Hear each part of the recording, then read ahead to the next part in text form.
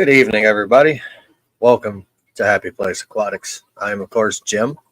We are live in the fish room. It's another Sunday. So, how is everybody's Sunday going?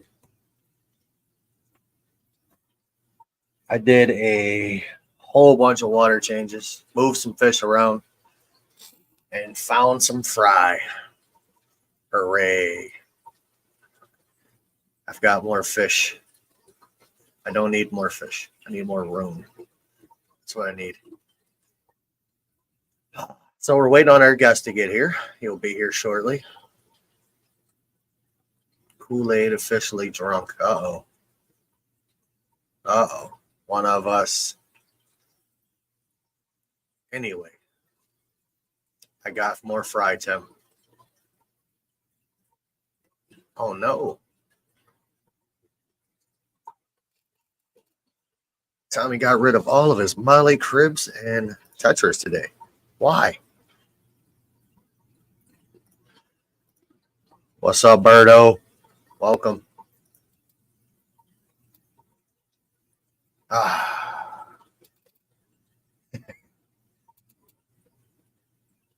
You know, guys, the fish room is getting ready to go through some changes.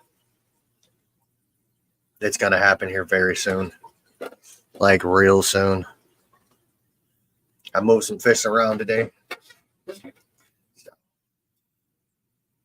It's time. Got some new fish coming. Nobody knows what they are. Nobody. Not even you, Josh. This ought to be interesting.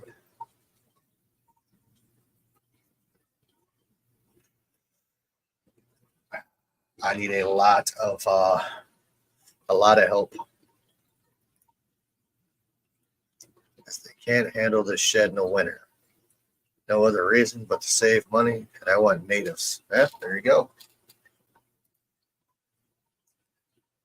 Nobody knows what I have coming, and I'm going to keep it that way. But yeah, I mean, I did a whole bunch of cleaning in some tanks today. Found 0 death, which is great. Josh, that one fish fell through.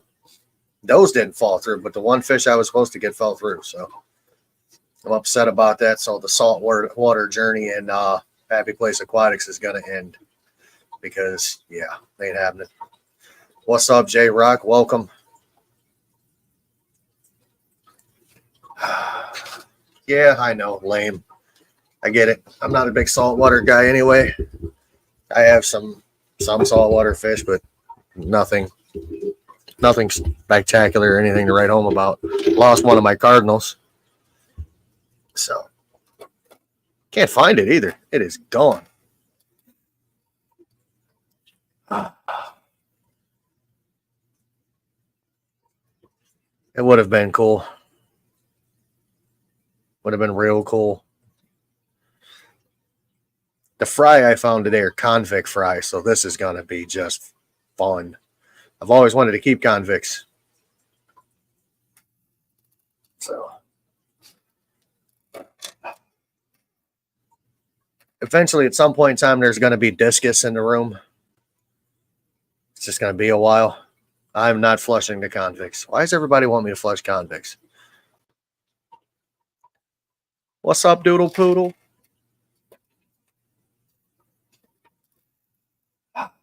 I think our guest is running a little late. Let me make sure he's coming.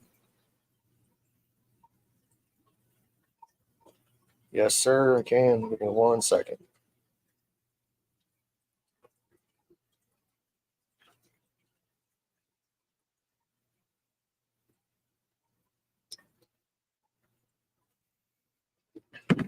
And he should be here in a minute. FFL stats. Garcia, we have 7 people watching. The link isn't working. Uh-oh. I sent it again, Brother Drew. Let's see if it works.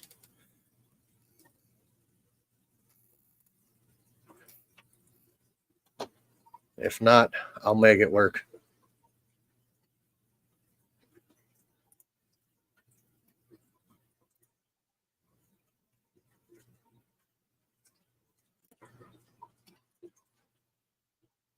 Gotta love modern technology.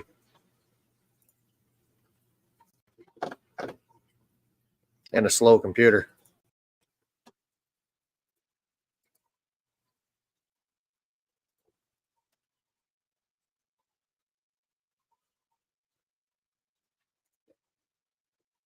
Sent it again. Ah.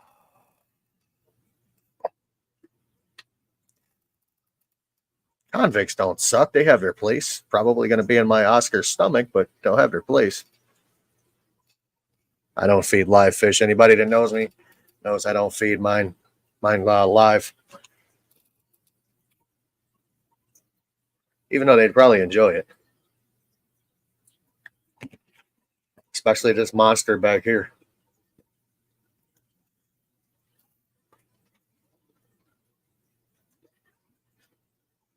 Interesting fact. Oh, I'm going to do a lot of changes, Bill. I'm moving things around. Going to add more tanks. Going to add bigger tanks. Going to get away from some of the smaller ones.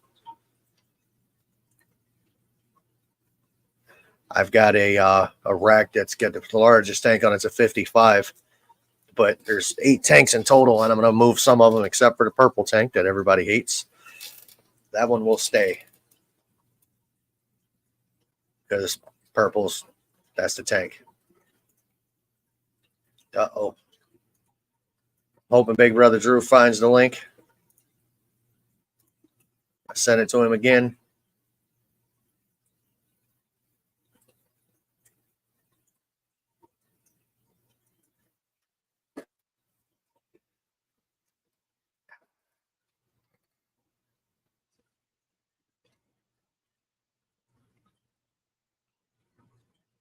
Big Brother Drew, you might have to go and sign up for StreamYard.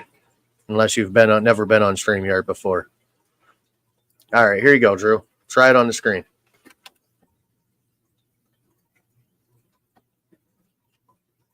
Depends on how big your Oscar is or how big the convict is. Uh-oh, here we go. You ready, Drew? My fault. Ladies and gentlemen, Big Brother Drew in the house. What's up? What's up, man? I apologize. I'm not tech savvy, man. You don't need to apologize. No need, sir. Yeah, man. It's good to see you, Jim. How you doing, brother? I am good. How are you? Hey, man. I'm blessed. I'm on this side of the dirt, bro. Every day on this side of the dirt is a good day. It's a good day, man. It's Absolutely. Yeah, man. Yeah, man.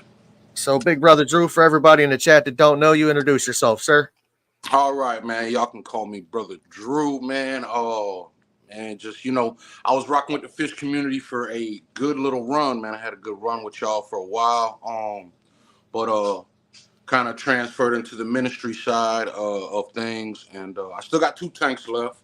You know what I'm saying? So just kind of fell off on the content wise or whatever. But you know what I'm saying? Here, Brother Jim asked me to be a part of it, and man, gonna honor that, man, and give Big Bro some support, man. So that's why I'm here. I don't know if you've watched any of my my streams, but they're typically, we talk about fish, but we usually talk about everything in between. Okay, I like to get to know the content creator, and the person at the same time. So let's hear about the fish you currently have. Yeah, man. So in the 2 tanks I got, man, I still got the Panda Cory tank. They probably got like maybe 30, 40 of them things in there. It's a 30-gallon long. Got a bunch of all heavily planted, man. Got the Dwarf Sagittaria in there. Got the Amazon swords. Got the Java fern in there with some driftwood and river rock going all through it. And that's the Panda Cory tank. Got that running on what that is, a canister filter. Got one of them on there. And then the 30-gallon tall, that's my community tank. I got I still got the rummy nose tetras in there, the black phantom tetras, got coolie loaches, got zebra loaches, got several different species of cories, got several different species of plecos in there, all decked out with, Anubias and Amazon swords, driftwood, you know what I'm saying, all that. So, those are the 2 tanks I still currently got. Well, good. I've heard you had some tanks back in the day, and everybody's like, you kind of got out. I'm like, I wonder why. Life happens. I get that. Yeah. But what was at your highest? What was the highest amount of tanks you had? Oh man, I think the highest amount, bro, probably had like 12 or 13, man. You know what I mean? So, when y'all first come into the hobby, man, you get that bug, man, MTS. What is MTS, bro? Yeah, that MTS, bro. So, I had tanks everywhere, and then we wound up losing our apartment to a flood or whatever. So like, man, had tanks at one house, and then had tanks at another house, and then it just got to be too much, too unmanageable, and it wasn't fair to the life of the fish, and just couldn't keep up with the maintenance, and so, but still got my 230s, and been rocking strong with them, man. That's awesome. So, we can go back in time. What is your most favorite fish you've kept? I still got them, man. It's got to be my panda cories, bro. I just love them fish, bro. I had no luck. Just like, bro, just the way they swim together and all that, bro. The way they operate together, man. It's just like, bro, they're peaceful little guys, man, and that's what I like, bro. I can understand. I went down the whole beta thing, and you know what I'm saying. I got a couple of exotic cories in here, but I mean nothing too crazy. But I don't know, man. Just the panda cories do it for me, man. Did you ever get into the African cichlids? Nah. I've always kept nanofish, bro. Like, bro, I think my biggest fish I ever owned was like, and still got them, is like an albino pleco.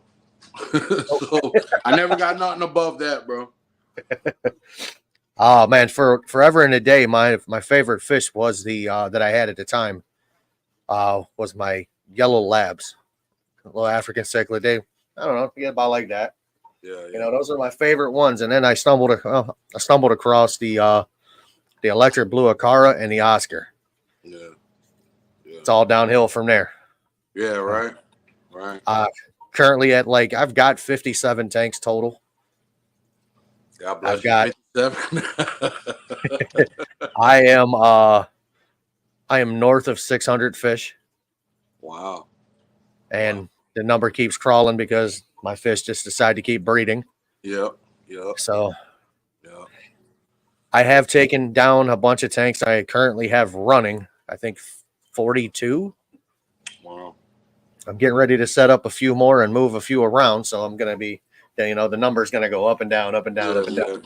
Yeah. No, it keeps you busy, man. That's for sure. It keeps me out of trouble. Yeah. Idle hands are definitely the devil's playground. We all know that. I know that's right. I'm pretty sure we both came from a pretty, checkered past ourselves. Oh yeah, for sure. That's part of what got me in the fish hobby, man. Like, you know what I'm saying? Like, I just needed to see. Was just so used to being around chaos and destruction, and so it's like, bro, I don't know, man. It's just like just seeing how beautiful, man, the plants are, real plants. I don't rock with no fake plants or nothing like that. And just how the fish interact, bro, and then to see them, not to see them breed, but like to see the numbers grow and just how nature does its thing, bro. It was peaceful, man. Like, and that was the biggest thing for me, bro. It was just like, wow, like, you can come home and just sit in front of your tanks, bro, and just kind of forget life for a minute. You know what I mean? It's the best feeling ever, isn't it? Yeah, for real. Like, you could have the worst day. I mean, I've had some terrible days.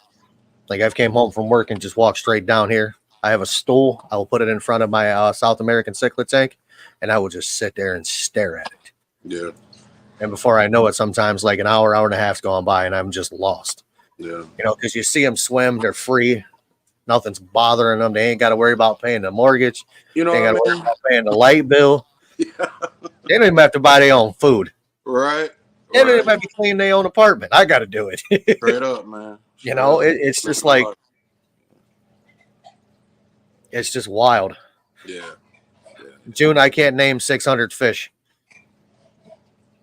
I would be here for a month. I got the entire Kardashian clan down here and everybody they've ever dated. Mm-hmm. So where are you from, big brother Drew? Where'd you grow up at? I'm born and raised in Lake Worth, Florida, man. Me, mom, grandma all went to the same high school. Oh, wow. Yeah, man. So born and raised here, man. Went out to Texas for a little bit to get away from the BS, man, because it was, I was spiraling. But being a street dude going to a military home, that didn't work out too well. So, we was out there grinding, bro, for about a year. But my wife's family, my family, bro, everyone is here, bro. So we wound up coming back after a year, man, and it just it. I realized, Jim, bro, it's not like, bro, you can move anywhere you want, man, but you're still gonna have to deal with you. That's a And if fact. this don't change, nothing's gonna change, man. So, you know what I mean? I had to get out my own way, bro. And Sometimes it's the hardest decision you have to make is to get out of your own way. for real, bro. For real. I had to man. make that. I've made the decision twice in my life already. Yeah. You know, I went from the fast life of stealing cars, doing drugs, you know, basically just banging, you know what I mean? Just doing what I had to do Yeah. to now I work for everything I have. Right. And it's like 4 times harder, man. It is 4 times harder, but you know what, bro? I like, bro, when I was big into the tank, even now, bro, like my tanks, I look at it, I'm like, yo, like, see, now I got something to show for my money, because now back then I was just all going up my nose, you know what I mean? I understand. It's like, yo, no, hey, man, listen, it's nice to, and you cherish it more, bro, when you work for it, when it's not dirty, when it ain't dirty money, man, and not all money is good money, bro. So it's like, you know what, even though it is 10 times harder. I appreciate the fact that, man, I don't got to look over my shoulder. I ain't got to worry about nobody coming at me. I ain't got to worry about the laws coming at me about it, bro. Like, hey, man, this is mine. I work for this, bro. Like, you can't take this from me. That is 100% true. Yeah. You know, in my 42, almost 43 years on this earth, I have been through some things that most people, can't imagine. Some people like, oh, that's, that didn't happen to you. It happened to me. I promise you. I got no reason to lie about it. What people don't understand is just because you step away from that life and you're trying to, go down the straight and narrow, but there's times that people try to pull that old life out of you and it almost comes. Oh, yeah. And people are like, oh, that's not how it works. Oh, let me tell you, that is definitely how it works. Yeah, man. And you normally, Jim, bro, those who talk like that, they ain't been through it. They don't know what it's like, man. And I've been shot. I've been stabbed. Yeah. I've been beat. I've been set on fire. I'm still here. Yeah. Still here. Yeah. I've almost died several times. Yeah. I got a purpose to be here, I guess. I know that's right, man. I don't know what it is yet, but I'm here. Yeah. Hey, man, I'm glad you're still here, brother. For real, man, because for a lot of people, man, they'd have tapped out, man. You know what I'm saying? Yeah. Even the enemy has gotten in my head one time or another, bro, to just check out, bro. But nah, hey, man, you know what I realized, Jim, bro, is, man, everything that we went through, dog, it's not for me to harbor and woe is me. No, hey, man, you know what? If I can talk to the next man, bro, like, hey, bro, listen, I've been through it. I know what you're talking about. Hey, you know what I'm saying? And if it can help the next man elevate in life, bro, or the next man to, hey, you know what, put the gun down, or like, man, just to give him another day, like, hey, bro, you're not the only one, bro. I feel you. You know what I'm saying? That right there, bro, is what brings me peace and reveals to me, bro, my purpose. Like, bro, it's helping the next man that's struggling, bro. I try to explain to the younger generation. I'm like, going out here and doing the dirt is fun. It is. But that minute you get popped, that fun stops. When Hey you man, standing for when you real. standing in front of that judge and they putting the cuffs on you and they taking you away from everything that you know and you're going into something completely different, you don't know what that feels like. Hey, it's real, man. When they taking your Yeah, fingerprints and that you hear that door slam behind you, man. That stuff's real now. yeah. I remember 15 and a half years old, little scrawny kid going into a man, I that image just popped up as a bad one. I walked into a room full of kids that are there for murder, robbery, all kinds of things. I'm there because I was stealing cars. You know, Yeah, that's a tough one. right. Everybody's like, "Oh, what are you in for? Stealing cars? What'd you get popped with?" A lot, Yeah, more than I should have. You right. know, at I got arrested at 15. Actually, I got arrested just as I turned 15. I turned 16 while I was in, and it wasn't a good time. Yeah, yeah. You know, I and mean, then I never, thank God, bro. I can say I never had to do any hard time. But you know, the life I live, bro, it leads you to jails, institutions, hospitals, and the grave, man, for sure. Uh, you know what I'm saying? So I've been to the cuckoo house, man. You know, I've been in the hospitals messed up off of, that white girl. You know, I don't know. I'll keep it G, so you know what I mean. YouTube won't ban you or nothing. that But Christina Aguilera is a rough yeah, one. that Christina Aguilera, man, yeah, and like yeah, man, that stuff. You know what? And like you said something a minute ago, big bro. You know, it was fun, but it's fun till it ain't fun no more, man. Correct. You know, It and it's fun till you wake up and realize that everything's got to change, or you're going to be right there for the rest of your life. yeah. And you know, I grew up with a Marine for a father. Oh, okay. So I mean, I was supposed to walk the straight and narrow. I Yeah, didn't. You know, yeah. nothing like shoveling the driveway with a broken arm. You know, because I'm from the north. It gets cold up Yeah. here. It snows. Wow. But you know, it's just wild, man. That just the life that we live, and then we come and you do a full circle. And I woke up one morning, man. I was just tired of it. I was Yeah. tired of being in the hood. I was tired of watching everybody around me get their stuff stolen. I left. I ain't been back. Yeah. I drive through there now, and this is gonna sound terrible, but I drive through there now. I lock the doors. No, hey, I'm, for I'm, real, I'm bro. afraid. I'm afraid like the feeling of the nostalgia is gonna grab me and jerk me out the car. Hey, bro. Times is, bro. It's like even though like we did dirt, man, but it's just like, bro, today's age, and it's crazy because right when we was coming up, there was certain codes that you didn't go past, or you know what I'm saying. Correct. Now, bro, these jits out here are crazy, bro. Gloves are off. Crazy, bro. There ain't, man. I know when I was coming up, women and children were Way off. don't Don't touch that. touch. Now, man, they ain't trying to hear none of that. And the older men that have lived and like the old heads, bro. Man, they ain't got no respect for them old heads, bro, that done lived it, man. And it's a wild generation, bro. So and it's just like, but I don't know. For me, man, where God is leading me, bro, like, man, it's just like we gotta talk to them on their level, man. We gotta talk to them in a language that they understand, and I gotta thank God that He's opened doors for me to get into these high schools and to get into these places where it's crazy, bro. Like I get into these high schools, bro, and I'm seeing these young kids, bro. They look grown as hell now, Oh but yeah. bro, they in there stacking. I'm talking about gang signs, all that. I'm just like, bro, it's like a culture shock, bro, going back into the high schools, bro, and seeing these young jitterbugs, bro, on that type of time. And it's just like, bro, just a respect level for the teachers. I'm like, man, if we would have taught like that back in the day, bro, We'd be we'd have missing got sent teeth. home. Man, it's wild, bro. But it's like, you know what, bro? Like,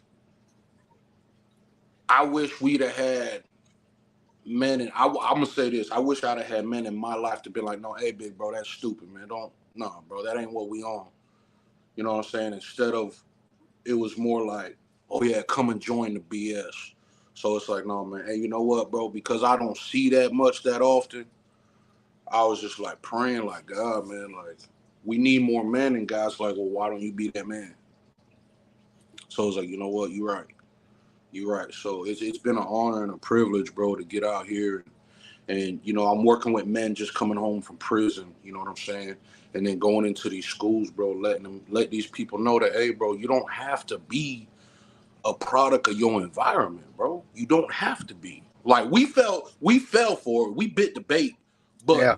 on the flip side of that, like, hey, thank God that, you know, you're 42. I just turned 37. Like, bro, how many people, Jim, do you and I both know that are dead, bro, doing the same things we was doing, bro?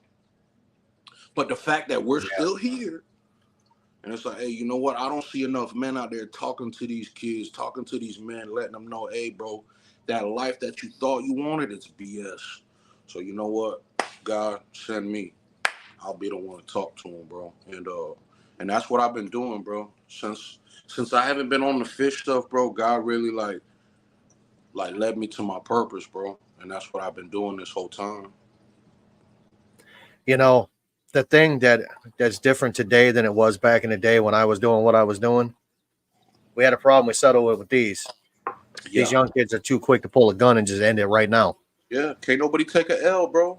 Yeah. Take that out. It makes you the man you are. Yeah, I've straight up. taken quite a few L's. Straight up, man. Straight up, bro. And I'm like, I've told him about my battle scars, man. Like, I do got a broken nose, you know, my fingers are messed up and all kinds of stuff.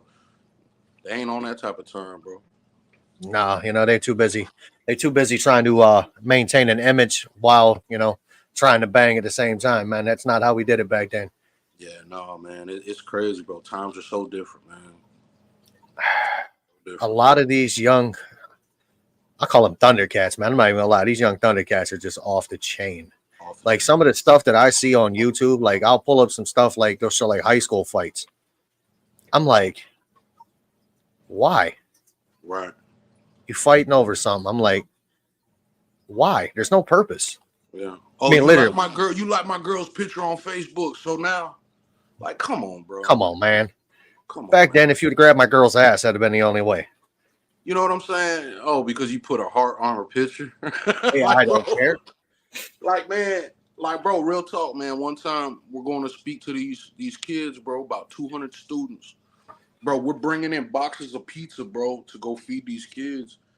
And we hear a bunch of noise over there, and bro, it's like 4-on-4 rumble, man. These dudes is duking it out, and it's crazy because we wind up speaking for like 2 lunches, right? And by the time we got to the second portion of what we was doing, bro, the whole video had surfaced around the whole school. It was already up on YouTube. Bro, even the teachers were like laughing, like, oh my God, look how he was swinging. Look, he got his ass whooped. Da, da, da. And it was just like, you see, that's the mentality of even the teachers, bro. It was like, no, man, listen, that's wrong. That's wrong, man. Because it's like, bro, I got a 14-year-old son, man, and I got him in boxing.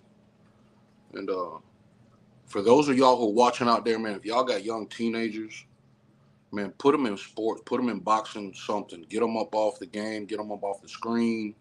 You know what I'm saying? Because you know what? It teaches them discipline, and not only that is coming from where I come from, coming from how I live my life. I realized I jumped into a lot of fights that were just absolutely pointless for trying to, like Jim said, hold on to this image. And it's just like, no, I'm telling my son, hey, I'm teaching my baby not to kill your baby.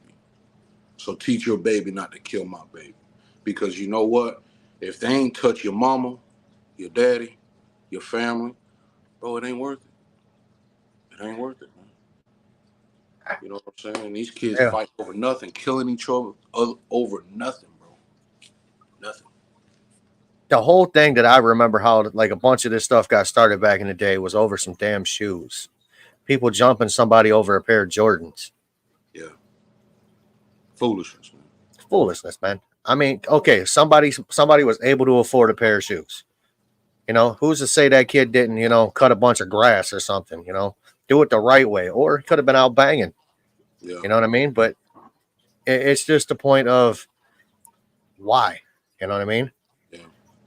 Yeah. You know, I went to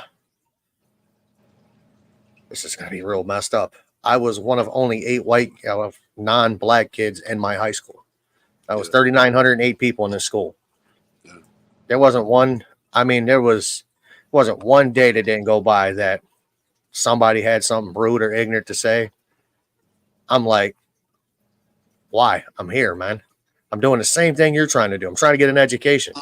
Yeah. You know, I got shot because I was white. Dead serious. Everybody's like, oh, racism don't happen on white people. It happens.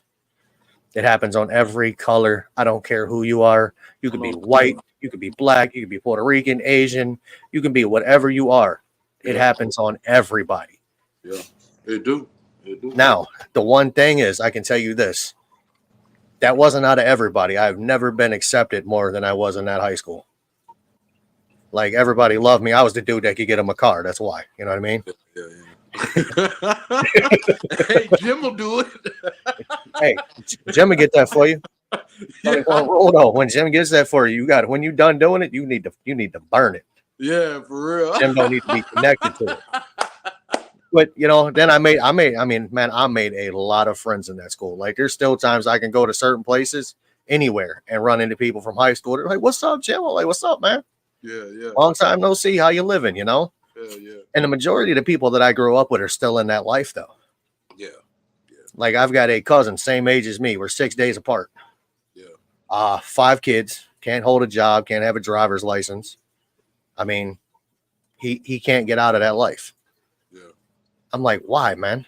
And he's like, oh, well, you know, there's no opportunities for people like me. I'm like, bro, I came from the same neighborhood. Yeah. I mean, I got a good job. I got a career. You know what I mean? I have a skill that not everybody has. Yeah. You know, well, some people do. If you can work on your car, it's a skill. You know what I mean? I'm a master auto mechanic.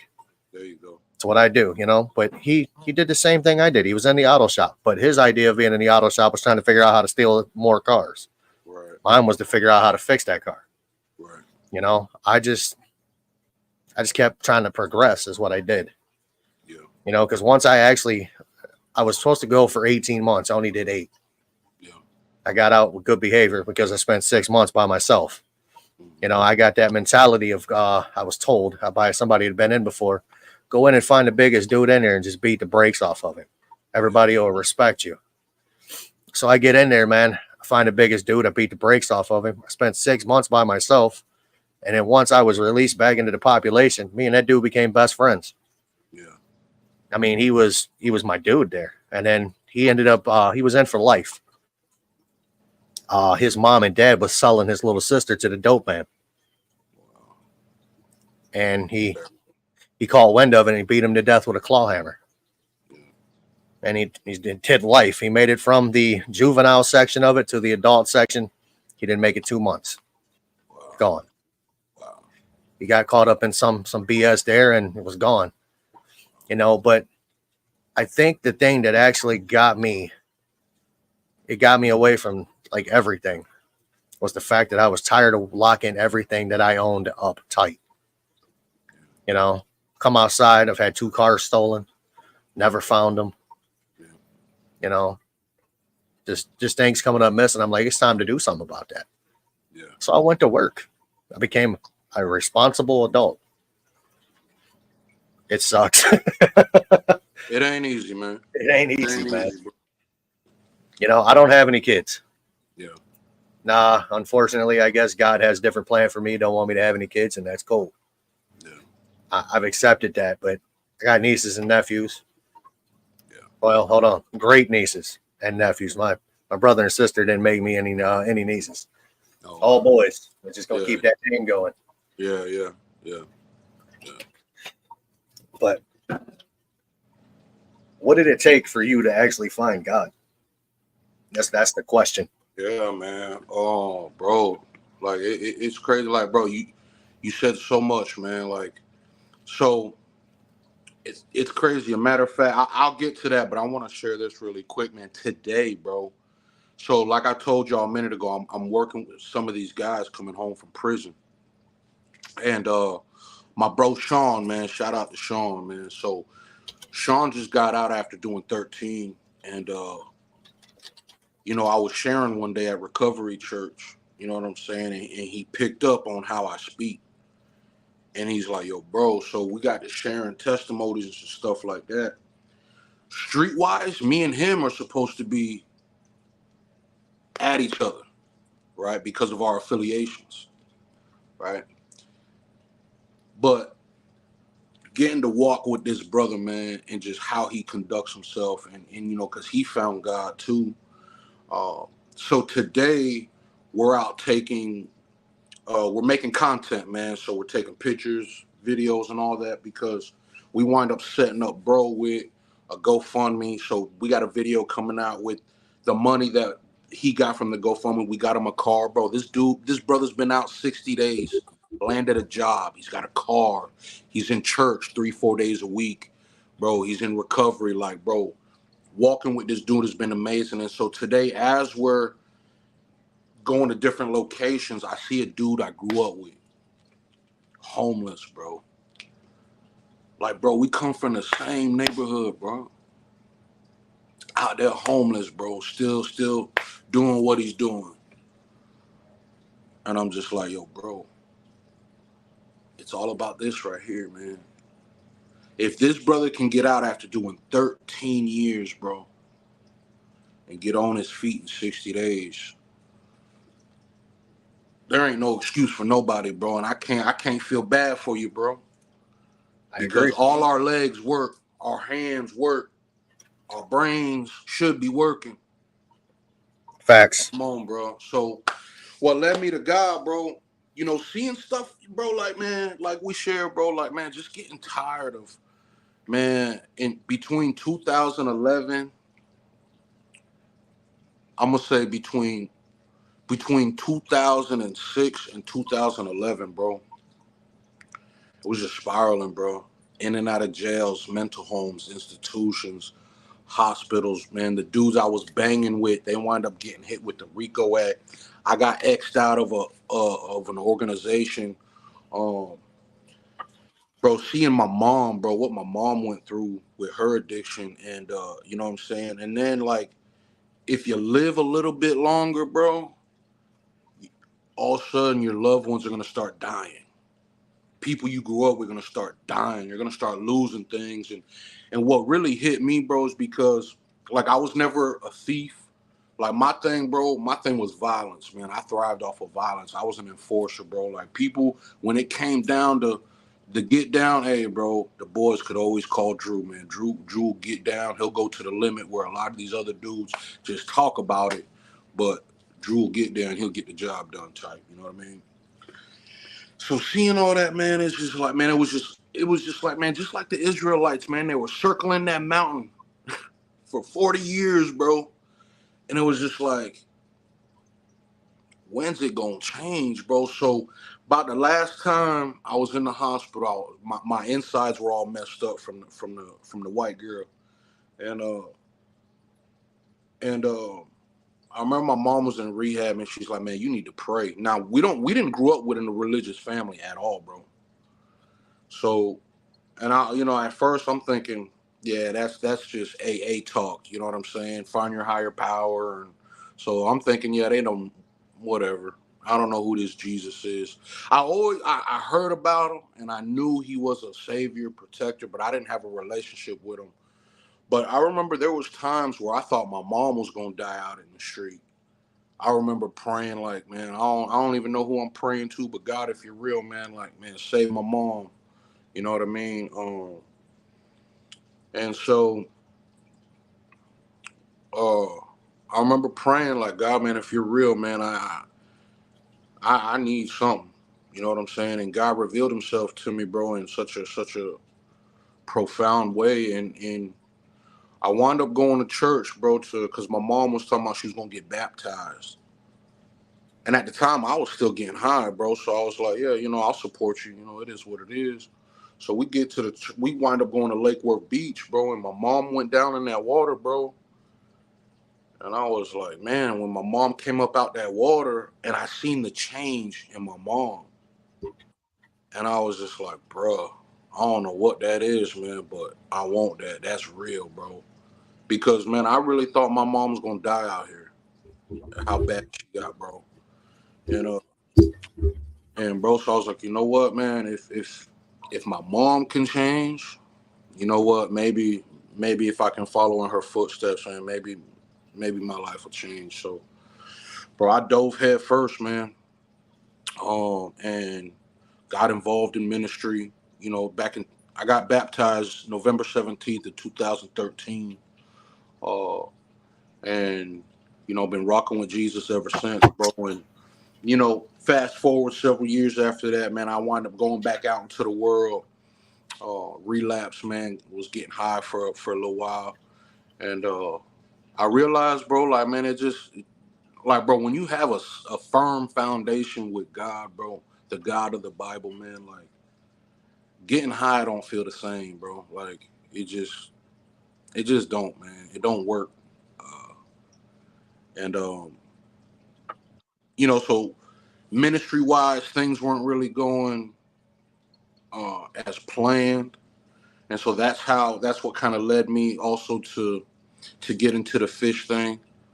Because I needed to just surround myself with more peaceful things and all that stuff, because human beings were getting on my nerves. So I was like, you know what? Absolutely. let me just surround myself with things that ain't gonna talk back. You know what I mean? So got into the fish stuff or whatever, and then but I've always carried the God thing with me, and I just been lots of prayer, like, bro, just I always knew what my purpose was, bro. My purpose was to help uh, other men.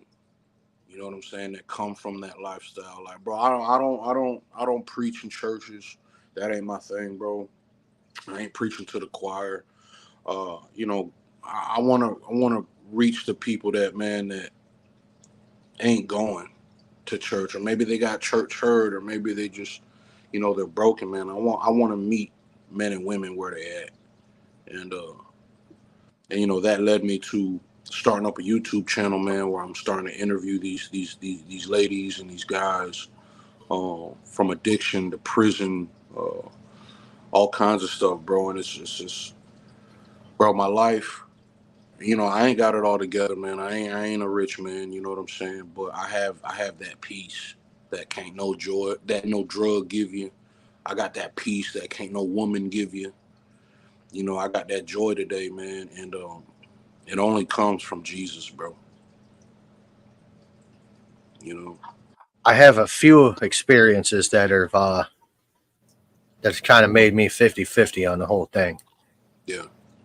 So, my grandfather, Mm-hmm. church going man, gave his life to Jesus. One day, called everybody in the family, told everybody he loves them, you know.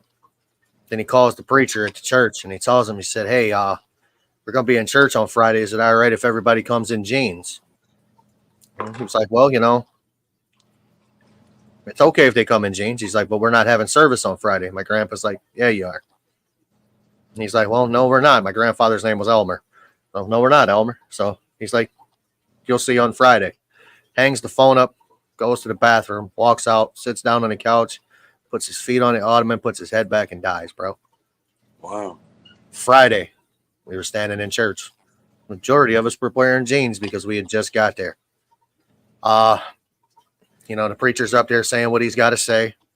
And he said, if anybody in here has anything they'd like to testify, stand up now or forever hold your peace. About that time, power went off in the entire county, just that county. Yeah.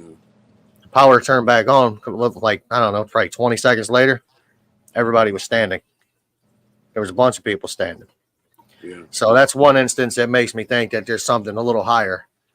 And then we go a little fast forward to my wife's grandfather, Eucharistic minister, by the book. Watch the man suffer for 14 days. Yeah. It's like, I understand that, you have to suffer. I get it. But you shouldn't have to if you're going by that faith. It's what's in my head. I'm probably wrong. But, to sit there and watch him, it's like, why would you make somebody that gave their life to you suffer for that long? Yeah. When you can, snap your fingers and make it go away real quick. Yeah. That's kind of what I have in my head. I'm on the fence. I'm 50-50. Yeah. I know there's something there. I'm not baptized. I don't have a religion that I prefer, but I know there's something there. Yeah. If that makes sense. Yeah.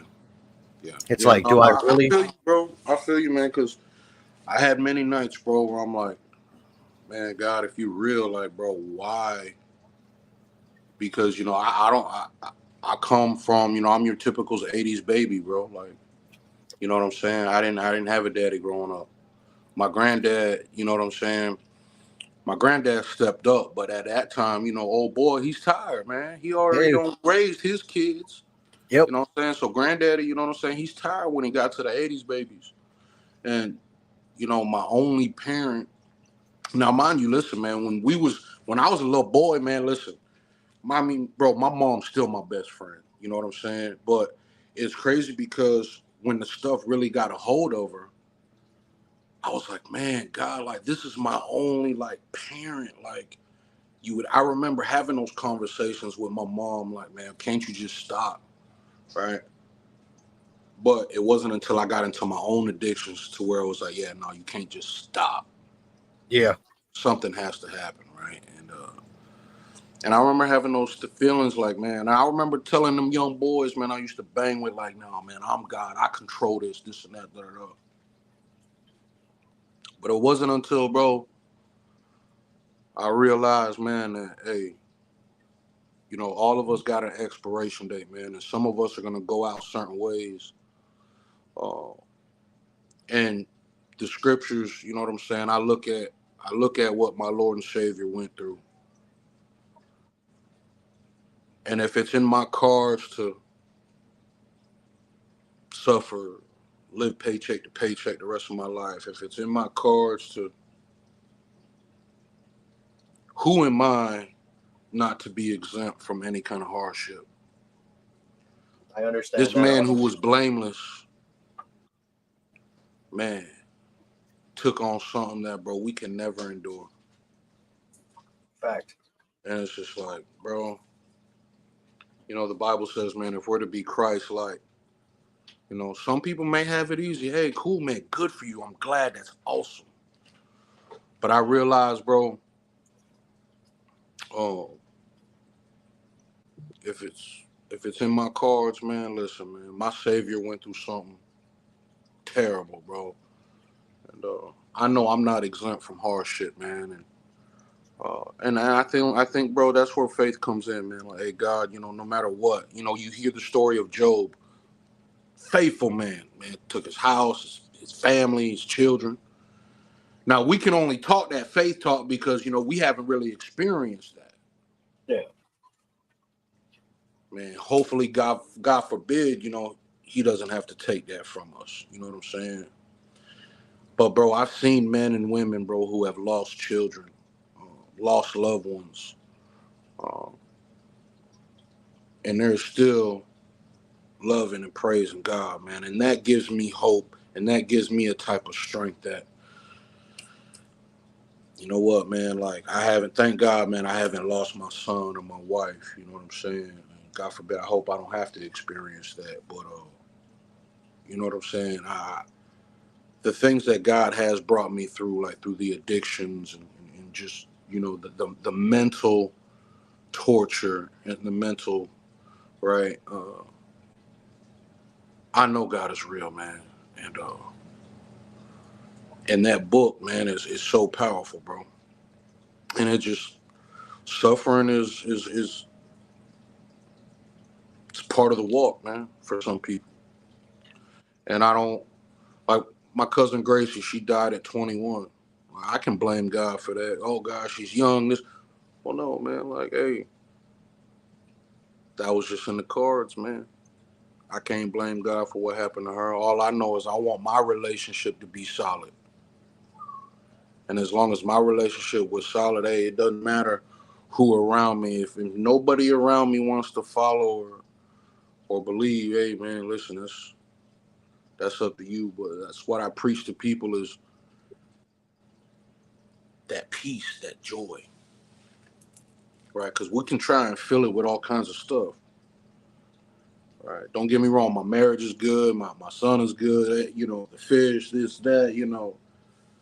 But there's nothing like that real joy and peace that comes from having that relationship with Jesus, man.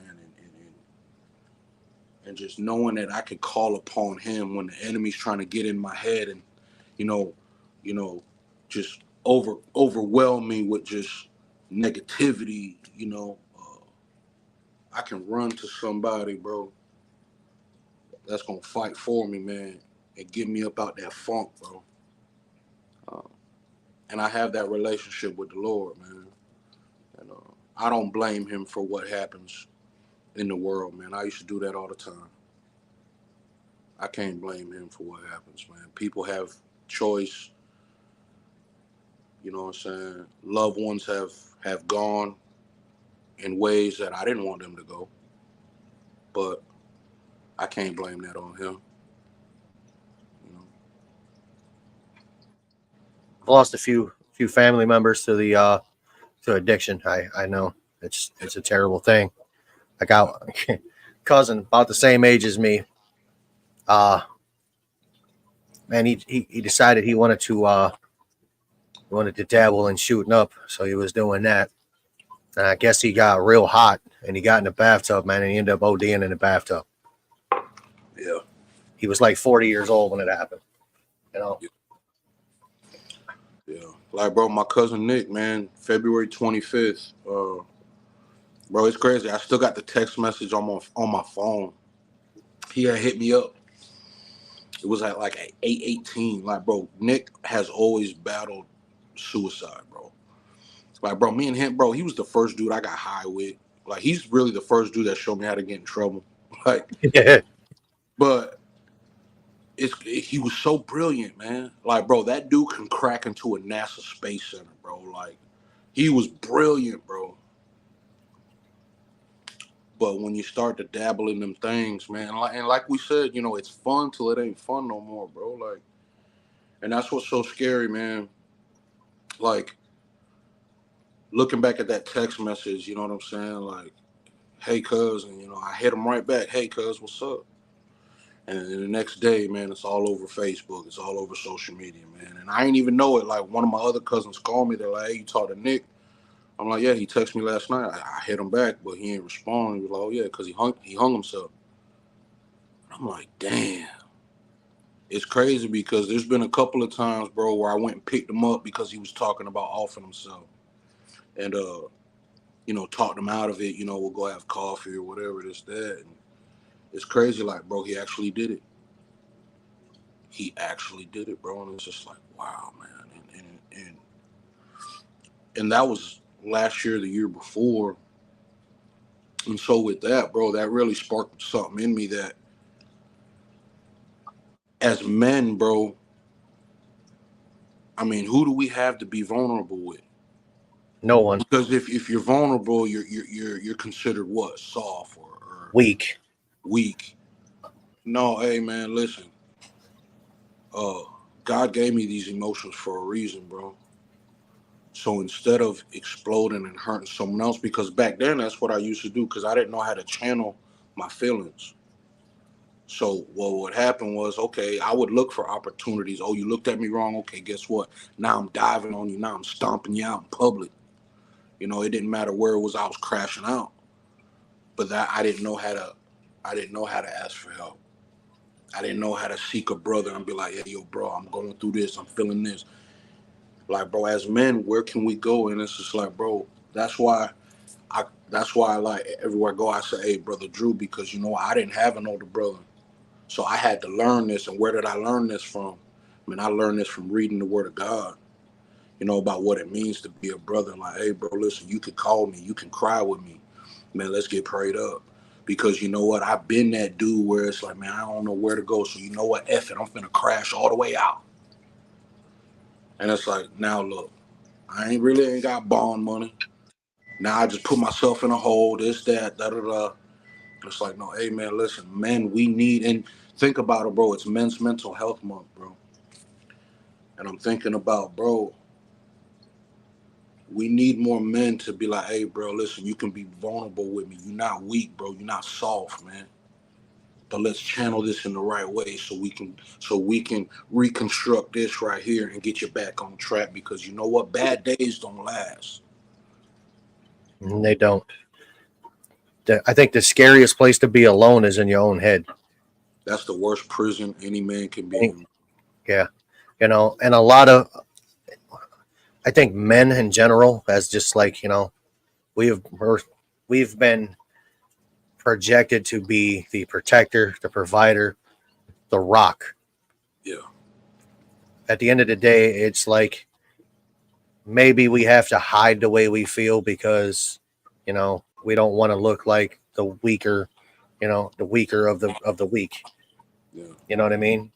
We shouldn't crack, we shouldn't crumble.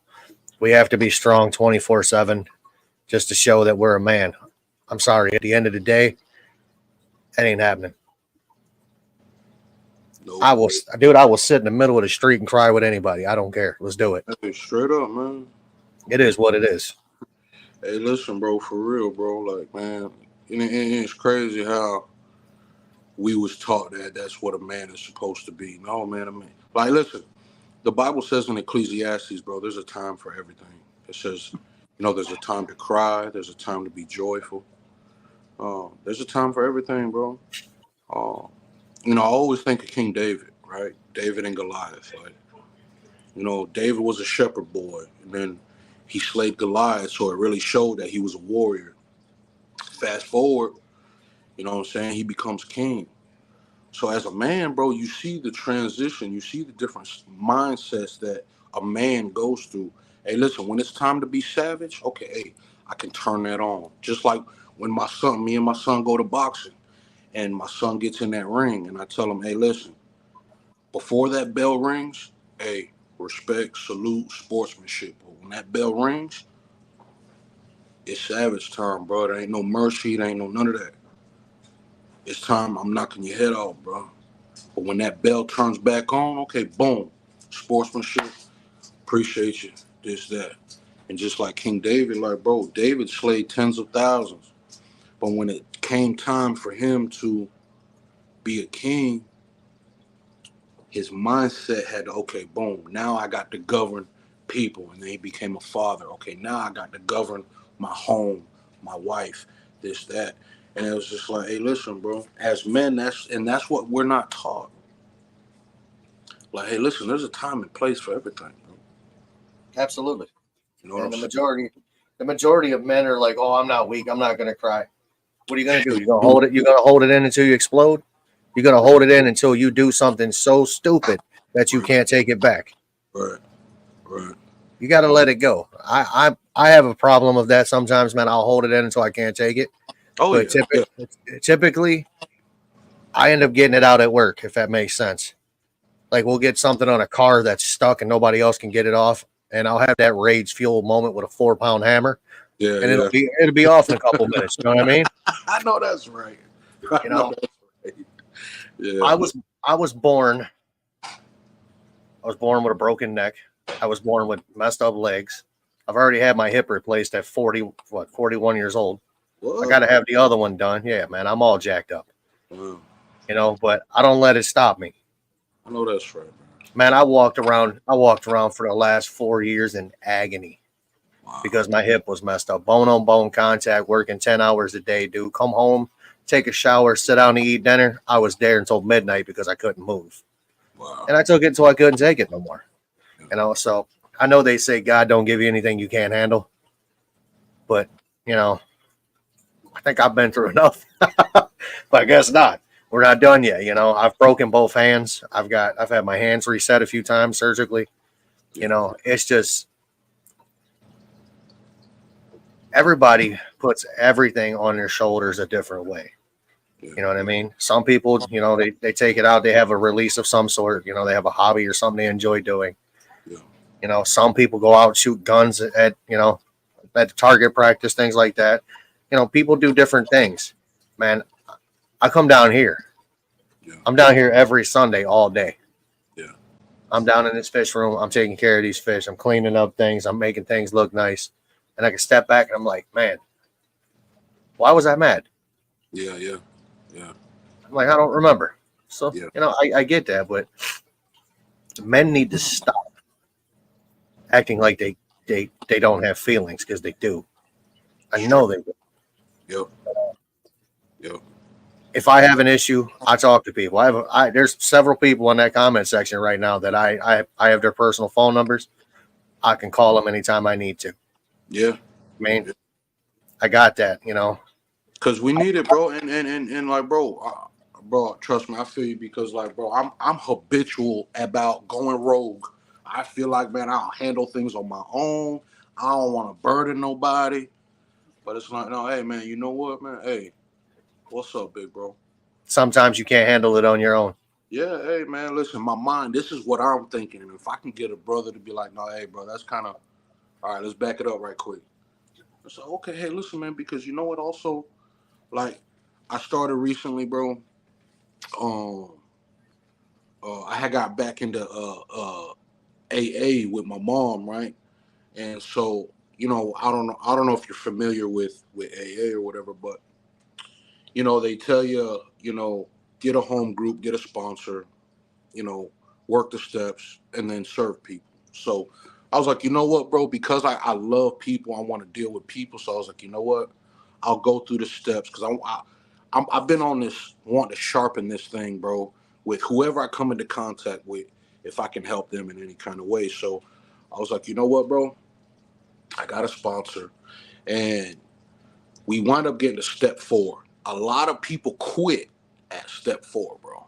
So step 4 is where you take a moral and fearless inventory of yourself, right? So he had me write down like 4 or 5 places and things that have hurt me or I hurt them and stuff like that. So as I'm explaining these things of why I feel the way I feel, there's these boxes that he's checking off. One says pride, ego, uh, something, something, something, something, something. So as I'm explaining how I'm feeling,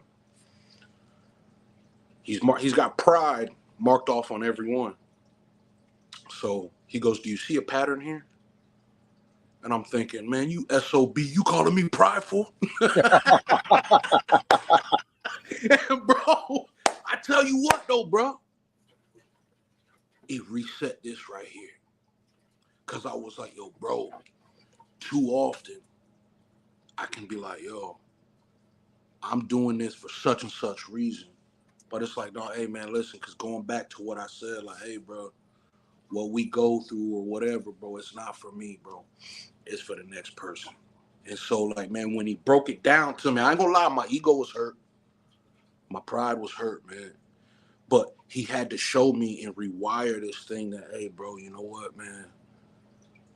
There's people out here that are a lot worse off than you, bro. And God is putting you in position, whether it be on a platform or working at a garage. Hey, man, God put you in a position, bro, to help the next man, bro. I was like, you know what? That's right, man. Once my ego stopped getting hurt, let me put the pride to the side and just recalibrate this thing to like, hey, you know what, man? Yeah. Pride is definitely a big thing in men. Yeah. Pride and ego. It's like we kind of run on that. Yeah. You know. Yeah. I'm not really. I don't think I could really say I'm either. I mean, I do have a little bit of pride, but I don't have a real big ego unless it comes to something that I know 110% that I am damn good at. Yeah, yeah. I mean, and I don't even, and that's just confidence. That's not even pride at that point. You know, that's like doing what I do for a living. You know, I'm basically. This is where I've gotten a few interesting conversations with people. Basically, I'm a doctor, but my patients don't talk. Yeah, I got to figure out what's wrong with them. Yeah. You know? And I am trying every day to make myself just a little bit smarter on different things. And I was failed by the school district that I went to that, you know, kind of, it was that no child left behind kind of thing. Mm-hmm. And so they just pushed you through. There's some things that you didn't really learn in school that you could use as an adult. And one of those things they should have taught you was how to retain information in a different way. Yeah. You know, so when we go back to an ego, that's the only thing that I have that I can show a big ego on is when it comes to automobiles, because I know them like the back of my hand. Yeah. You know, but a lot of other things you can humble me real quick. Yeah. Yeah. You know. Yeah. And that's what I had to learn, bro, because being involved with ministry, like I thought because I done read it from cover to cover, man, I've been going to church for this amount of years, this and that, bah, bah, bah, bah, bah. No, hey, bro, knowledge is different from, you know what I'm saying, wisdom. You know what I'm saying? You can have all the knowledge that you want, but you know, when you're really working with individuals, man, when you're really working with different personalities and feelings, emotions, and just mindsets, or all kinds of crazy stuff, you know, like when he broke that down to me, bro, it really man, it really humbled me, bro, because man, I love people, man. Even though people get on your nerves too, but learning to, you know what I'm saying, meet them where they're at, and also knowing your limits, because uh, you can give people everything, bro, and some of them they'll still be like, oh, you ain't do for me. You know what I'm saying? Uh, so with that, it's just like, okay, well, you know, learning to still love the difficult ones, which ain't easy because No. I can be the cutoff king. You know what I'm saying? But man, just learning, man. Like, bro, I constantly want to learn. I constantly want to sharpen this thing, man, because, bro, those who work a 9 to 5, bro, that actually go out and work, you have to deal with people. So, you know what I mean? Uh, and I need to be sharper on how I deal with people. So, you know what I mean? It's a this is coming from somebody that don't really like people. And it's not that I don't like people. I don't like people as like a group. You know what I mean? But individuals I can deal with. Individuals I can relate with. Yeah. I got a rule. If I don't like you in 3 minutes, I'm probably never going to. Am Yeah. I going to disrespect you? No. Nah. Am I gonna come out of pocket with you? Not at all. I will treat you with the same respect I would treat anybody else. Right. But Right. I just don't have to associate with you. You Yep. know, Yep. I work with the public. Yeah. And as me not being a people person, these people are standing there trying to tell me their life story, and I'm in my head like I really don't care. I'm sorry you're going through it, but I just don't care. Just no, please stop. But then I'm thinking about it. Some of these people could be lonely. I could be the only source of somebody they have to talk to. Absolutely, man. So I swallow it and just nod and smile, and I'm cordial. I'm a decent human Yeah. at that point. But at the end of the day, you're sitting there and you're like, man, I really didn't need to know that he just had to go have his dog's toenails cut while his mom was in the hospital. You know what I mean? Yeah. I didn't really need to know that. You know, it's like, come on, man. Yeah. Yeah. I deal with the general public every day, and you Yeah. watch these people, and they're trying so hard. And some of them are just like me, and I can tell they're just like me. They just really don't give a shit. Yeah. They just don't. They're like, you know what? It's not that I don't give a shit. I don't want to hear it. Yeah. I have a lot to do. I don't have time for your entire life story, but I guess I'm going to stand here and listen to it because it's called being respectful. Yeah. Yeah. No, I have my days too, man. Because I'm a maintenance engineer at a hotel, and like, boy, listen, Some of the things you have found there, I don't even want to know. it's crazy. Like, bro, I could probably make a whole YouTube channel just off the footage of the things I got at the hotel. It's crazy, but I have my moments where it's just like, man, I really ain't trying to hear it. But I tell you what, bro, uh, I've had some of the most incredible conversations, the most Same here. incredible testimonies, bro, of people just going through things and taking the time to listen to them. You see that their day has changed. And it's like at first, you get them ones where like, man, I wish this lady or this dude would shut the hell up, man. Like I'm going in there, I'm trying to unclog their toilet that they done messed up. They want to talk, bro, or But then it's like, man, you take a second, you listen to what they got going on, and for me, man, it's like wow, and then just give them, a quick word of advice or a quick encouraging and inspiring word, man. And hey, man, and to see that they're a little bit lighter, that's a good day for me, man. I love Absolutely. stuff, bro. Absolutely. Yeah, yeah, Well, I guess I don't have to ask you my next question. You just answered what you do for a living.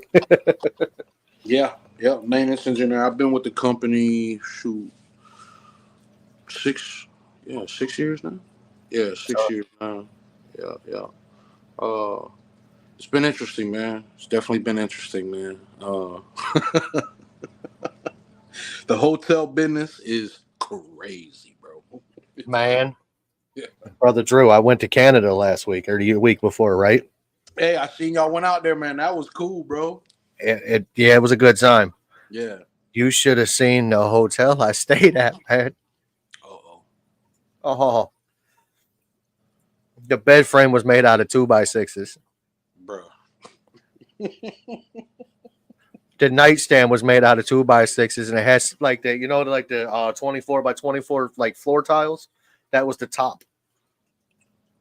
Dude, it was so. I mean, I have lived in some ghetto places. I've been homeless, dude. And the Dodge Aries K car I had was a nicer place to stay than that Bro, hotel. that's crazy. I was like, man, Man. I, Bro, yeah. that's terrible. That's terrible. And we had to do it on like short notice, and a lot of the hotel rooms up there are just, I mean, ridiculously expensive. So my wife Yeah, found what she could find. yeah. We were 15 minutes from where we needed to be.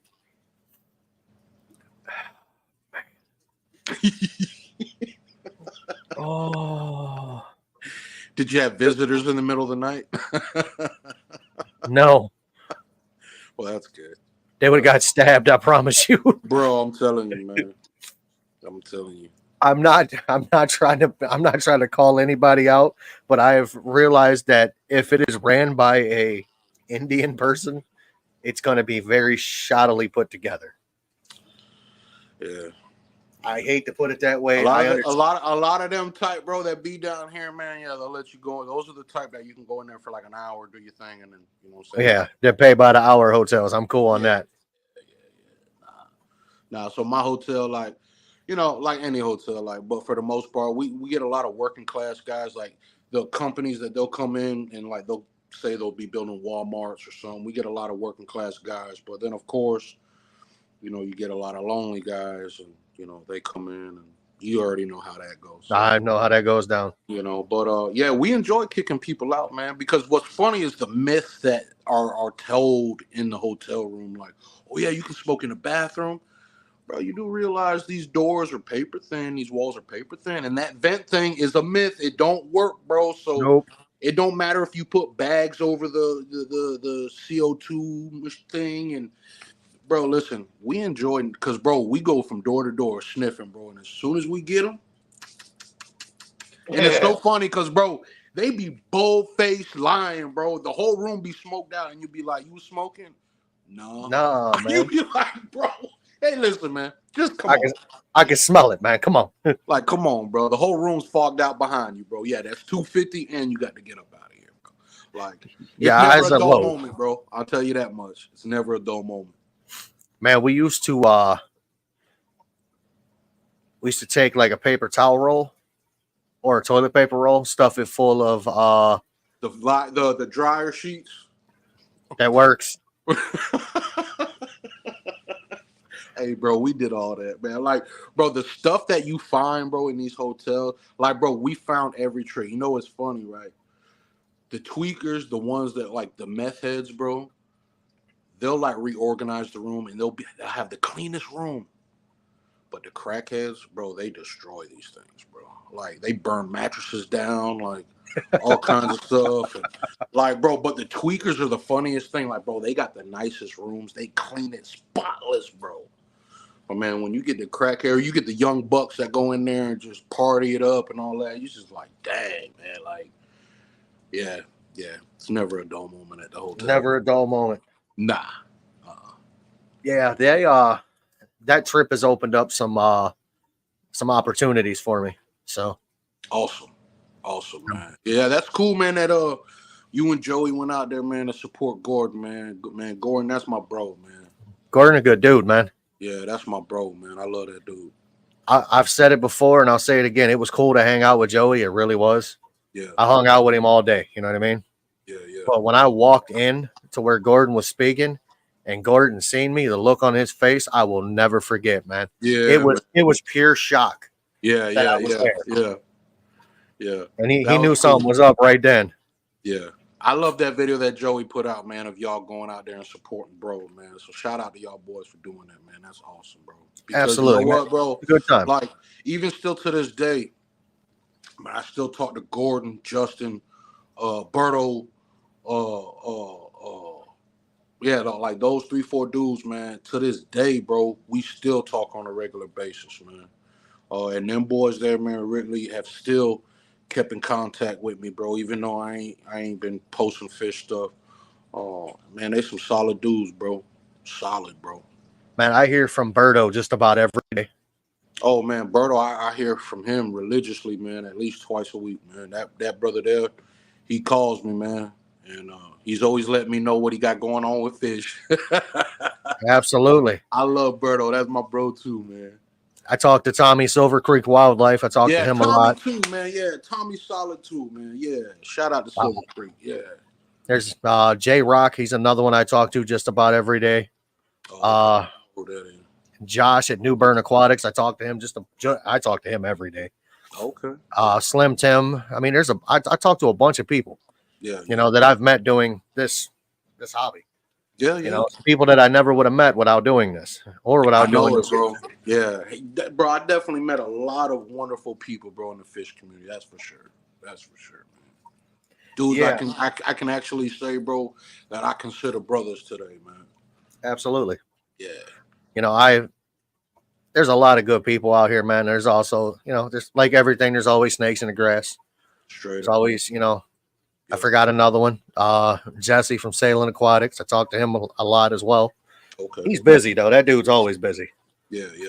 You know, but if you surround yourself with good people, you typically don't do bad.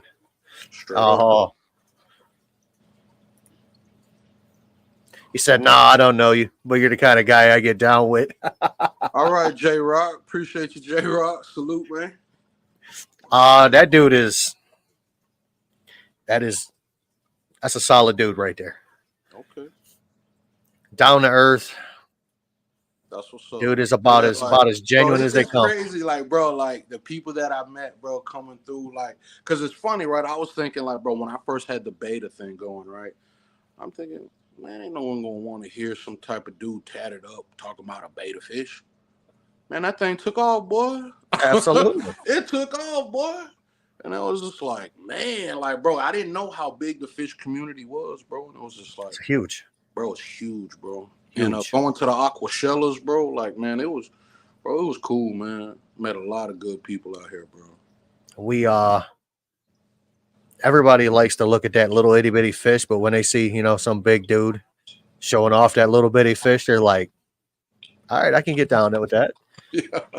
He's like, yeah, I like that. Mm-hmm.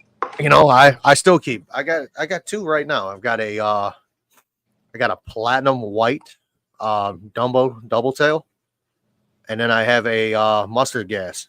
Yeah, both feathers, both beautiful. Yeah, you know, they're amazing. I told people back in the day, I was like, yeah, I keep fish. First thing, man, you keep cichlids, don't you? And I'm like, nah, I got like little tetras, bro. I'm like, what? Man, you look like a African cichlid guy. No, I like it simple, bro. Nano Alexa, fish. Alexa, turn on fish. There you go. Bro. Oh, snap. Okay, there we go. That's the Oscars? That's two of them. There's Oscars, Severums, Geophagus in there. There's all kinds of stuff. Nice. Dude, I got a pretty substantial fish room, man. Well, you ain't lying. Got an Oscar hiding right here. See her tail? Yeah. See a crybaby? I got one down here too. That tank that's behind you, Jim, how big is that one? 6 foot long, 240 gallon. No kidding. Wow. Yeah. Empty is empty. It's like 550 pounds. It's a monster. Yeah. Alexa, turn off fish. Yeah, I got it on a timer so I can turn it on and off. That's cool. Yeah, I've got a 300-gallon pond in my basement full of goldfish. Wow. Oh yeah, dude, that's the other side. Definitely, if you got time, man, jump on my channel and look through some of the videos. Oh You'll yeah, see yeah. I'm some cool definitely gonna fish. have to go down that rabbit hole, man. Check you out. It's gonna be a rabbit hole, I promise you. Oh yeah. Oh yeah. I've got nano fish. I mean, I've got Serpe tetras, neon tetras, Okay. rummy nose tetras.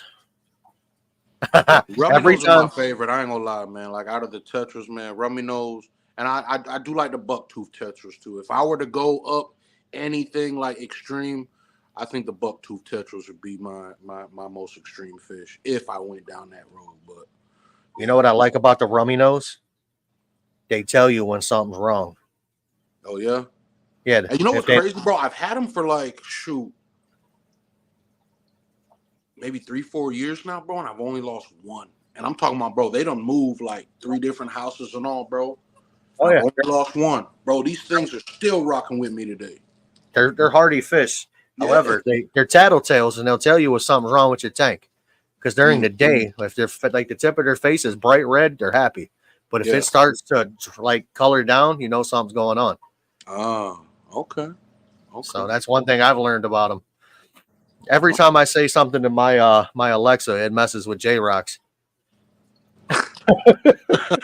because our voices sound kind of similar. But I mean, my favorite fish in here, dude, is is sad. Oh, excuse me, because last weekend I lost one of them, one of my I was OGs. gonna say you buried something last week, didn't you? Yeah, I buried my oldest betta that I had, which was in my Purple Planet tank. She died. I've had her in my freezer since last winter. I wanted to bury her, you know what I mean? It was a pet, you know, something that you see every day. I lost one of my OG, like 3.5-year-old, a female electric blue Acara that was my that's breeding the one pair. I think you had lost, man. Yeah. Yeah, dude, she just gave me her last batch of fry too. Man. So I have them over there in the tank right now.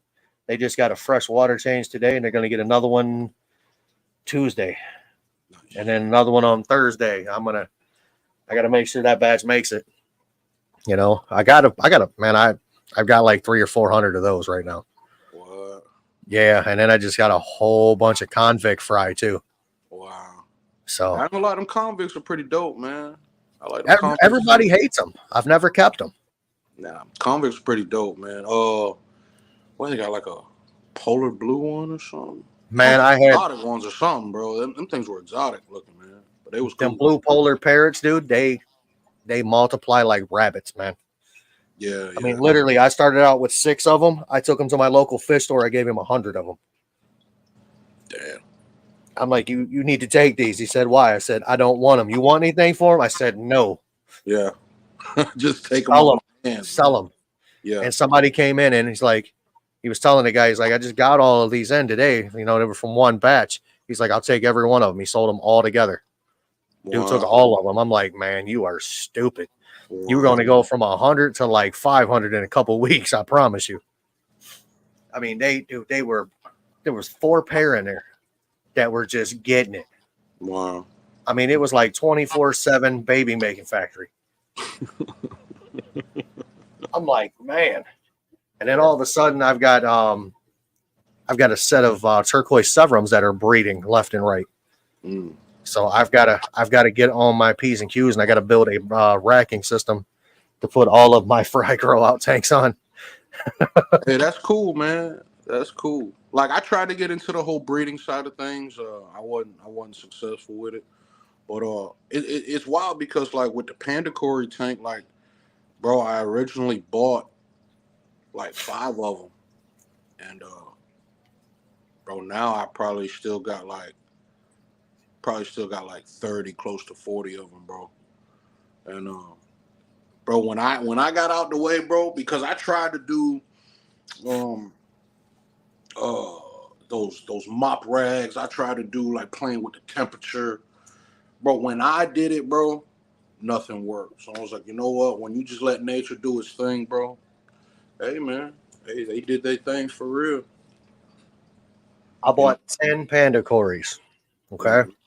I threw them in a 55 gallon I have over there that's full of like little tetras, or not tetras. I got guppies. I've probably got 1,000 guppies.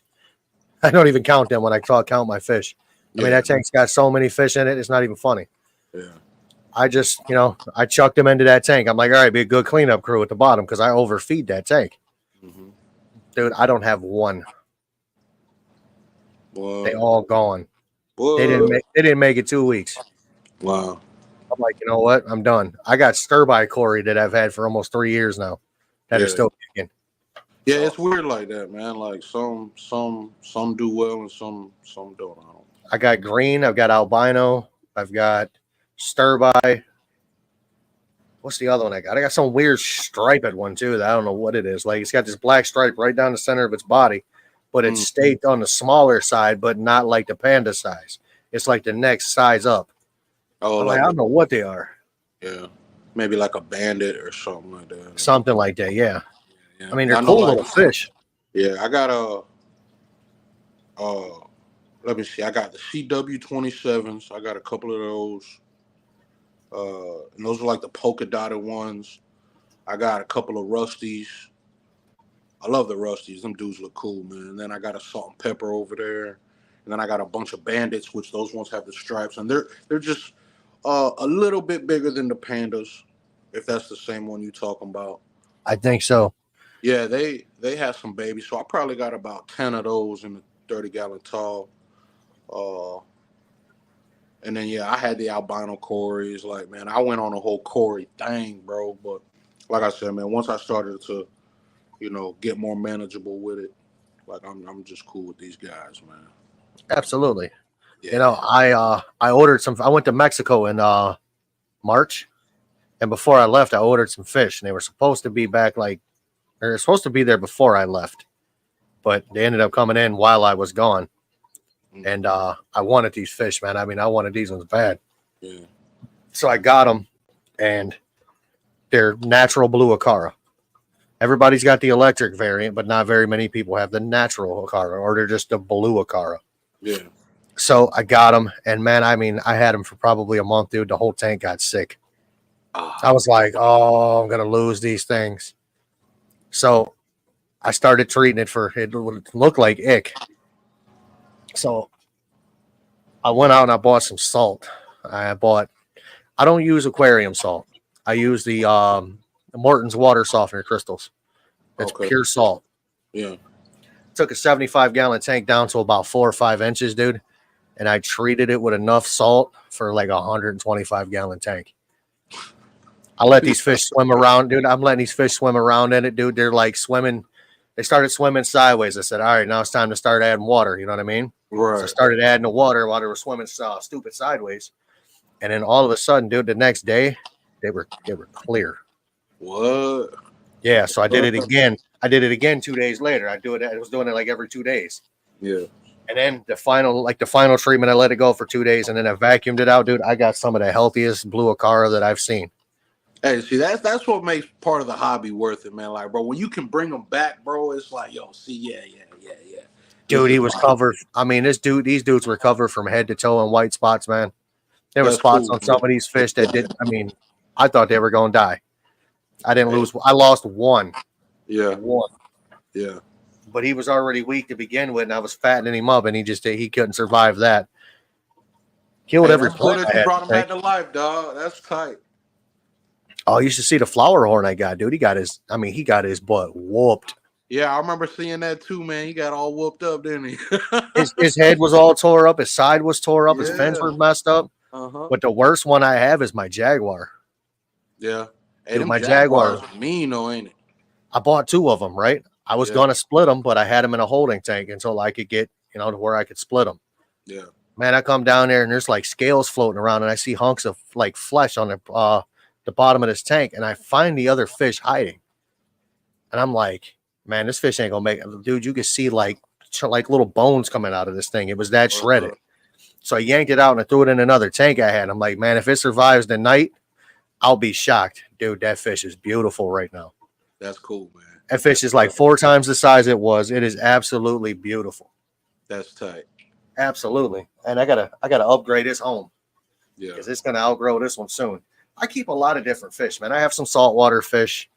I have one fish that I have not been able to find any more of. And I don't know why, because it's used to be a popular fish in the hobby, and now it's not. What is that? It's an SP35 tomato hap. Dude, it's beautiful. Yeah. I'll pull a picture up and show you. I'll put it on the screen. I don't have to Google that, man. I don't even know what that is. Yeah, I've had Aplochromis SP35. Come on, computer. You need to function. I love this computer, but sometimes it don't function for anything for me. Yeah, I got to get on the laptop, man. I tried to do a StreamYard with I was trying to get this lady to do an interview with me, man, and it didn't work, man. I got to get into the laptop game.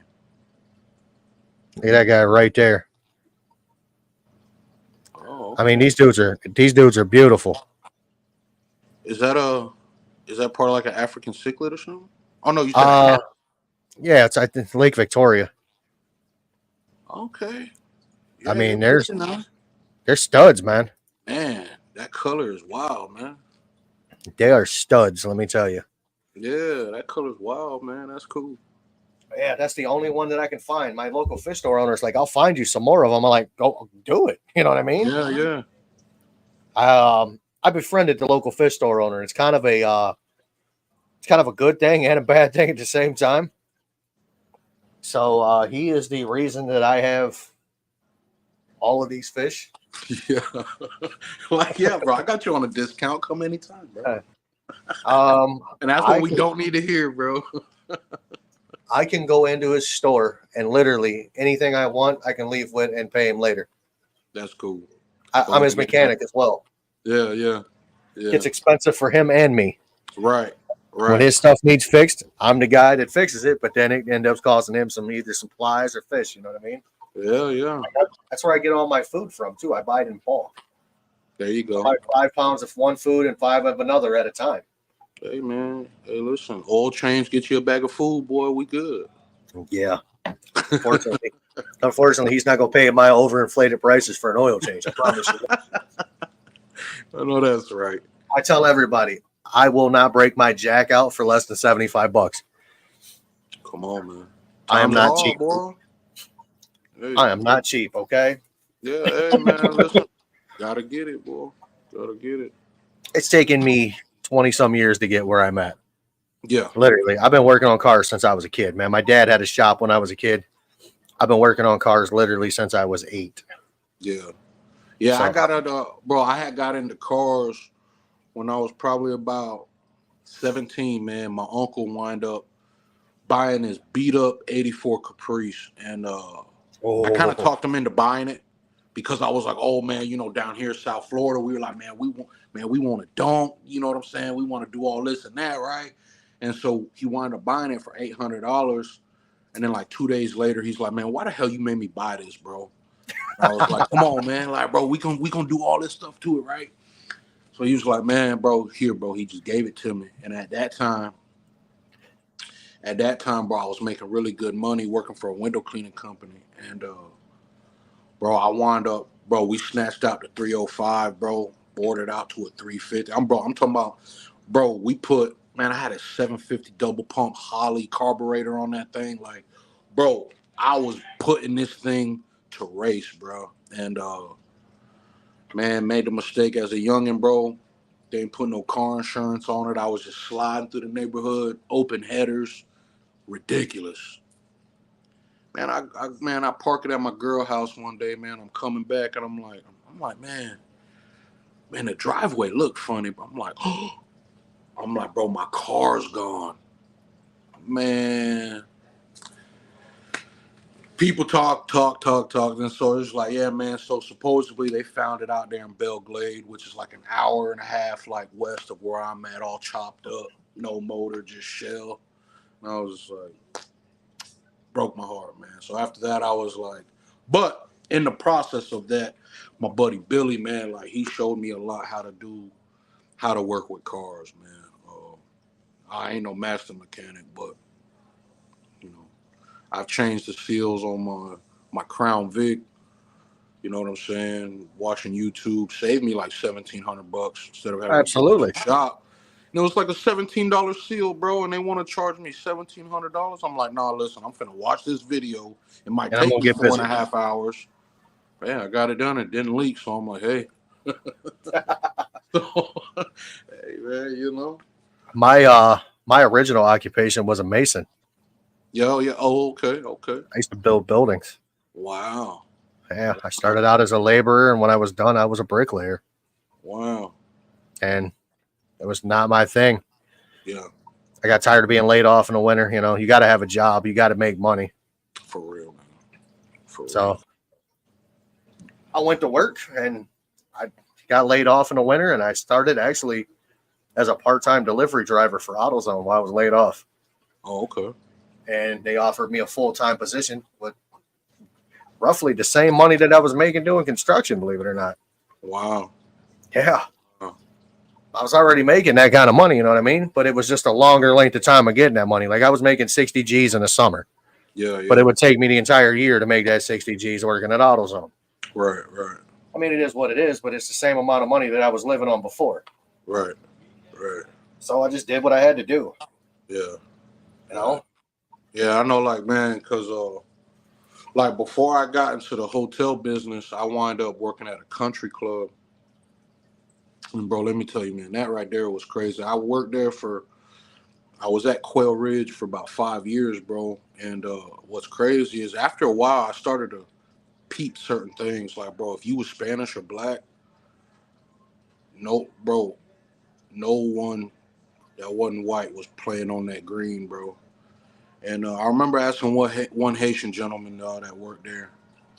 I said, bro, how long you been working here? He's like, man, I've been here 19 years. I'm like, bro, how much you make? He's like, bro, I only make like $9 an hour. I said, Pop, you been here 19 years? Jesus. I said, oh, hell no. So then I started to see certain things. So then I'm like, because I'm a window cleaner by trade. Like, bro, I did Oprah Winfrey's guest house. We did Don Shula. Bro, we did like $1 million mansions, all kinds of stuff, bro. Like, so we already had like a window cleaning company inside, but I was like, bro, they just spent like $2.4 million on building a new clubhouse. And I was like, look, I'm like, why don't you keep it in-house? Give me like a raise, you feel me? Because I'm making pennies, not to cut out what these guys is doing, but hey, look, man, I could save y'all like $18,000 a year. They can have the rest, but let me just do the clubhouse. And they wasn't trying to hear it, man. So I was like, you know what? I tried to be humble, man, for 5 years, bro. I was like, no, man, listen, man. Certain people can't elevate here, so I was like, no, hey. So, and left there, and then like, bro, here with the hotel business, man, I done worked at several different properties, and man, just kept kind of leveling up, man, to where it's like now it's cool, man. I got my own shop in there. I run my own program, and it's cool, man. Like I love the people I work with. You know what I'm saying? And it's been great, man. Why do so many country clubs have quail? That's a good question. I have no idea. Makes two of us. Yeah. The thing that I noticed at a lot of places, man, is they don't like to promote within, and I don't know why. Right. Why would you not want to promote within? That would save you Yeah. It would save you from training somebody because they already know the ways. Yeah. And that's what and what's crazy is because, bro, like where I work at, like, bro, I'm the only white boy in there. You know what I'm saying? But I like, bro, they give opportunity, and they from within, bro, they elevate their own people, bro. And I'm like, see, this is what I like, bro. Because, bro, when I was at Quail Ridge, man, a $40,000 application fee. You ain't stepping on that green. And then I just started peeping, and I was just like, damn, man, like, yeah, like, no, they have all of us in the back. You feel me? And it's just I like, feel you. yeah, no, bro, I can't get down with that, man. Like, bro, I love being around humble people, bro. Like, man, I can't stand up nose type people, bro. Like, we just don't mix. You know what I mean? I think that's the background that we have. Yeah, yeah, I don't like it when somebody's looking down their nose at me. yeah. You definitely ain't better than me. I promise you. I know that's right. I may jump out of this 2013 Ford in some beat up work shoes and some work pants and a black shirt and going to work. Yeah, But at the end of the day, I'm going home to a house that's mine. yeah, I'm not paying through the nose for something, and I'm not living a life that I don't need to. right. You know, I don't feel that I need to keep up with the Joneses, if that makes sense. Absolutely, man. I'm gonna keep up with the me's. You know what I mean? I'm gonna keep up with mines. Yep. You know, everybody. You know, the one thing that has pissed me off that somebody has said to me, "Why are you above your raising?" Because apparently I didn't like being where the way I was raised. That's why. Huh. I didn't like living in the hood. I didn't like worrying about somebody breaking into my house. Right. I don't like looking over my shoulder. Right. I don't like worrying about if I'm gonna come home and everything that I own is gone because some crackhead decided he wanted to come in my house. Yeah, man. And you know, people be like, "Oh, now you think you're better than me." No, No. man. Listen, I had to make a decision, homeboy. You could have Yeah. made a decision. Like, hey, trust me, bro. Like, I've gotten that too, man, with brothers that, hey, man, I'd have took a bullet for, and you know what I'm saying. Things that I've done that I can't speak on that. But the one Correct. time, bro, you know, now that, oh man, you think you better than me? No, hey, homeboy. I don't think, man. I wish we could chill like back in the day. Shit, I don't. I don't know. I'm good. Wow. And I'll tell them flat out. You want to know why? I'm not that dude anymore. Straight up, bro. It's I've like, hey, man, grown. yeah, I've I'm grown. evolved. I can't do it, man. And I love you, but hey, I'm gonna keep it moving because, bro, people die back there. I'm straight. I want to live, bro. I want my son to see better, man. I want my wife to live better. So yeah, nah, bro. Hey, if that's what you think, hey, then you know what? It wasn't authentic to begin with, bro. So That's correct. I have done things that I will not say in public. yeah, I've done some very, very, very disrespectful things to people yeah, for reasons that I shouldn't have. yeah. You know, and then some that absolutely 100% deserved it. Oh yeah, oh yeah, Those ones were the ones that that honestly felt the best. But at the end of the day, man, I just get tired of hearing the lame excuses for people being a bad person. yeah, Bro, I've read the Bible. I haven't read it cover to cover. I'm still in Revelations. And that is the hardest part of the Bible to read yeah. It is. because It is. the more I'm reading it, the more I'm realizing that we're living Revelations as we speak. As we speak, big bro. Yes, sir. This is terrible. Yes, sir. Nobody loves thy neighbor. Nobody honors the neighbor. Nobody honors anybody. Yeah, Everybody is only out for themselves. yeah. You have men laying with men. You Yep. know, Yep. I mean, you do you, boo boo, but it's just things ain't It's right. playing out, bro. What's written is playing out right You know, before history is our eyes. repeating itself, man. It does, bro. Every does. day, it's repeating itself. And people are like, "You're crazy. You're crazy to think like that, man. You need to read that part of the Bible. I don't care if you read the rest of it. Go read the Revelations. Huh. I promise you're gonna have nightmares Yeah. because you're gonna be like, shit, this is happening. You know, Yeah. like I said, I don't have a long distance carrier to get me to Jesus. I believe in Jesus. It is what it is. Me and Tommy actually had that conversation not that long ago. I told him I was 50-50. He said, I think you're more 75-25. Mm. I'm like, well, I just don't have, like I said, I don't have the long distance carrier to get him there, but I talked to him. Yeah. He knows I'm here. I know he's where he is. Yeah. You know, everything happens for a reason. I know I'm here because he wants me to be here. Yeah. You know, but these people out here, And that's what. And then I you could know get what, bro? myself. Got to Yeah, I watch know, I myself. know. We could definitely get in trouble going down some things, but you know what, bro? And again, bro, that's why, bro. Like that's why I want to be that light, man. I want to be that big brother for people, man. Because, bro, like we are living in hard times and crazy times. Where yeah, and we was talking about that today at church, bro. Where they were like, bro, what does it really look like, man, to love your neighbor?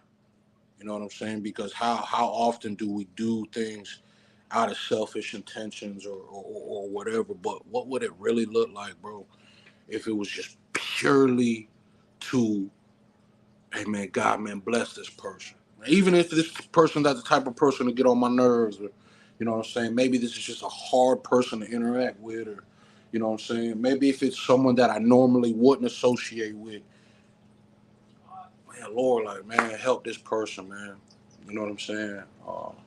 Or if it's something that I can do, man, help that person, man, without wanting anything in return.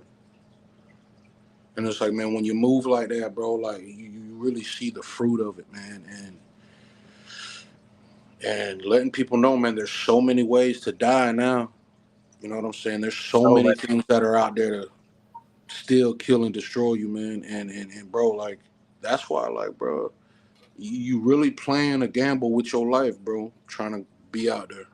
You know what I'm saying? Dealing with addicts, man, like especially like, bro, with all this, like, bro, they lacing weed with fentanyl, bro. Yeah, that's terrible. Like I had a lady tell me, yeah, man, she had bought a pre roll and she wound up, oh, she ain't die.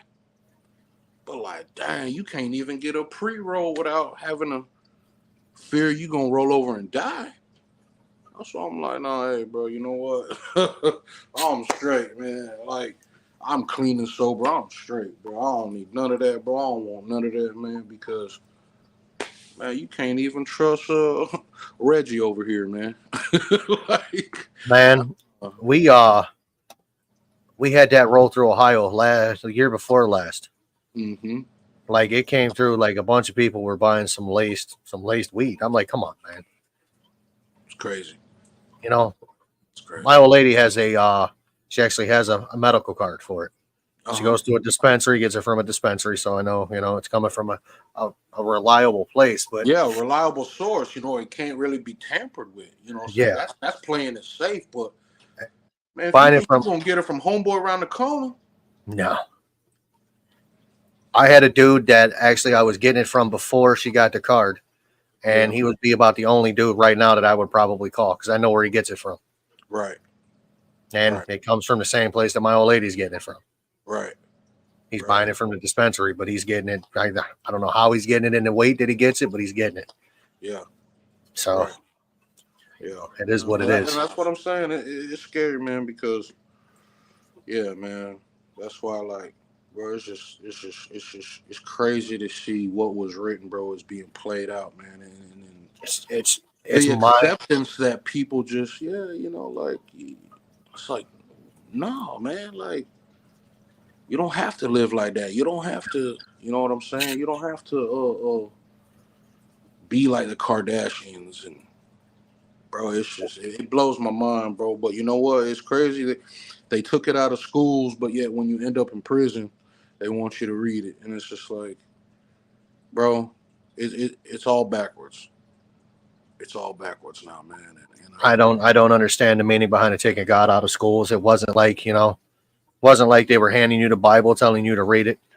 Yeah, You could if you wanted to yeah, when you had free time, but it's yeah, just a different time, man. We grew up in a different era. We're different people. yeah. This younger crowd, man. I mean, they've got their priorities just backwards. All backwards, man. You And know, and I even see it in the hotel. Like, man, you got on these $700 shoes, badass car. But you talk to these dudes, oh yeah, man, I be jumping from trap to trap. So hold on, bro.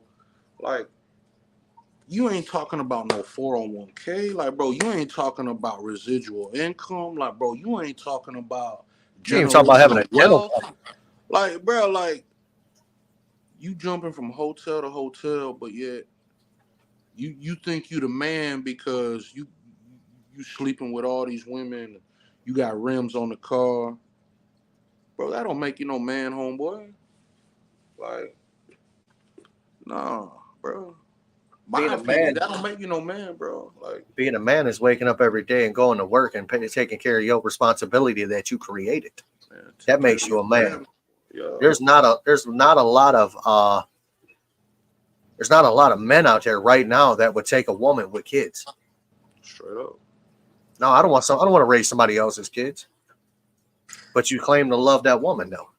Right, That's part of that woman, right, you know? right.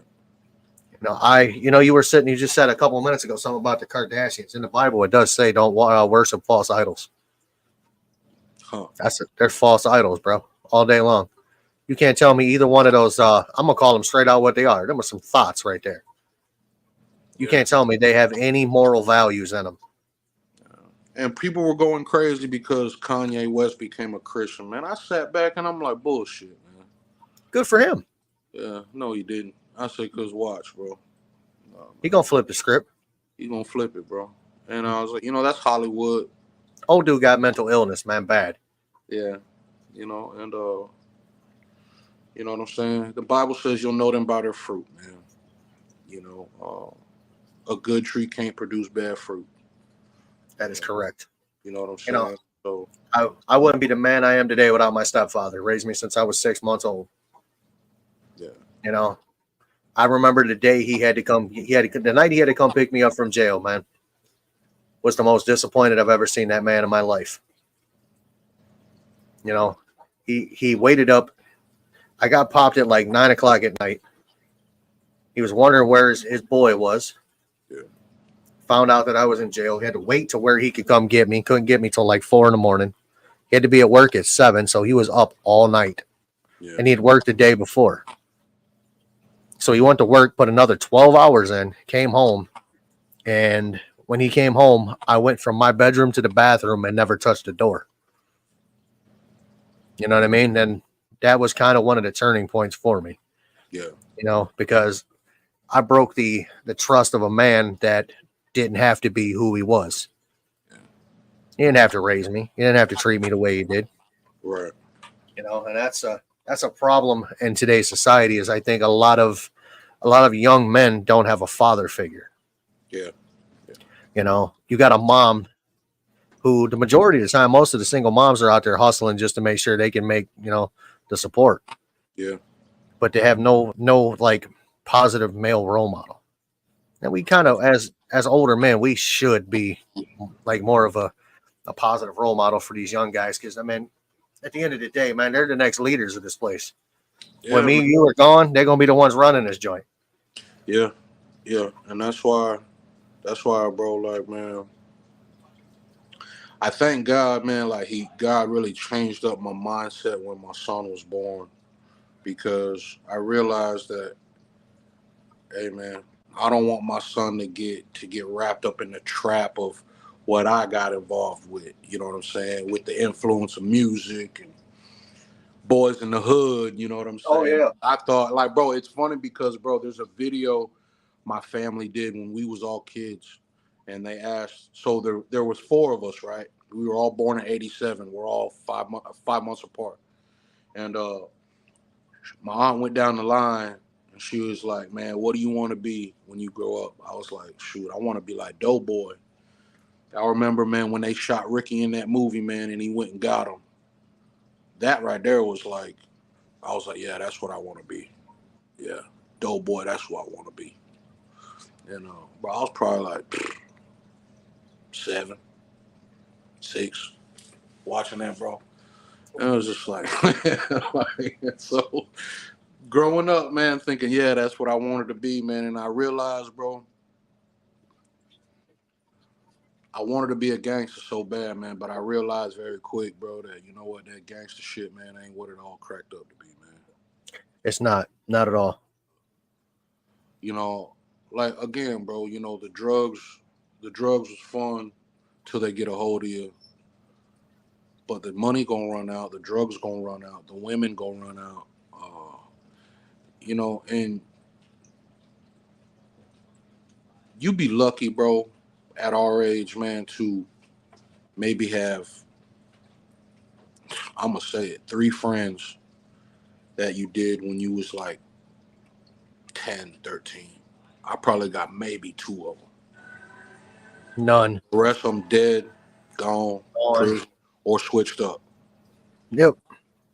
You know what I'm saying? And so that's what I tell my son, like, hey, bro, you know, be a man of integrity, because you know what? Morals, manners, that'll open doors, man, for you. Because, hey, man, listen, you can be cool, you can have your swag, you can have, you know, your demeanor about you, but like, hey, bro, when you enter a room with integrity and honor and about standing up as a man and having manners, that right there will open up so many doors for you, man, because people will look at, everybody idolized Ice Cube after that movie. I did, that's for sure. Absolutely. And I realized that too, man, like, yo, man, like, you know, for the longest time, bro, I had put on this image, like, man, I wanted to be this scary dude. Like, that's why I got all blasted out with ink and got teardrops and all kinds of stuff, man. I wanted to be this scary dude, like this unapproachable dude. But then, bro, it got to the point where it was just like, man, how come people don't want to talk to me? How come people don't, you know what I'm saying? They get out the way when I'm coming through. And that started to affect me, bro. And then it got to the point where I was like, you know what, bro? Like, I had lost sense of, because, bro, I come from old teaching. Like, my grandma and my granddaddy, they told me, bro, like, yes, ma'am, no, ma'am, man. You know, you better respect your elders. So, you know what I'm saying? And for a while, I had lost that. But then I can use that now, looking the way I look. You know what I'm saying? And then talking to somebody, they'd be like, I ain't gonna lie, man. You know, I get it all the time. I'm like, man, you look angry, or you look like you a mean dude. No, hey, man, I'm cooler, man. Trust me. Just, you know. And when we talk, you know what I'm saying? I tell my son the same thing. Like, hey, bro, uh, manners goes a long way, man. You don't want to be one of them punk ass kids. Because I've had my wife's uncle tell me, hey, man, you know, back in the day, you was a punk ass kid, bro. I'm like, I am so sorry. I am so sorry. I can laugh about it now. We can laugh about it, man. I can tell you that I've been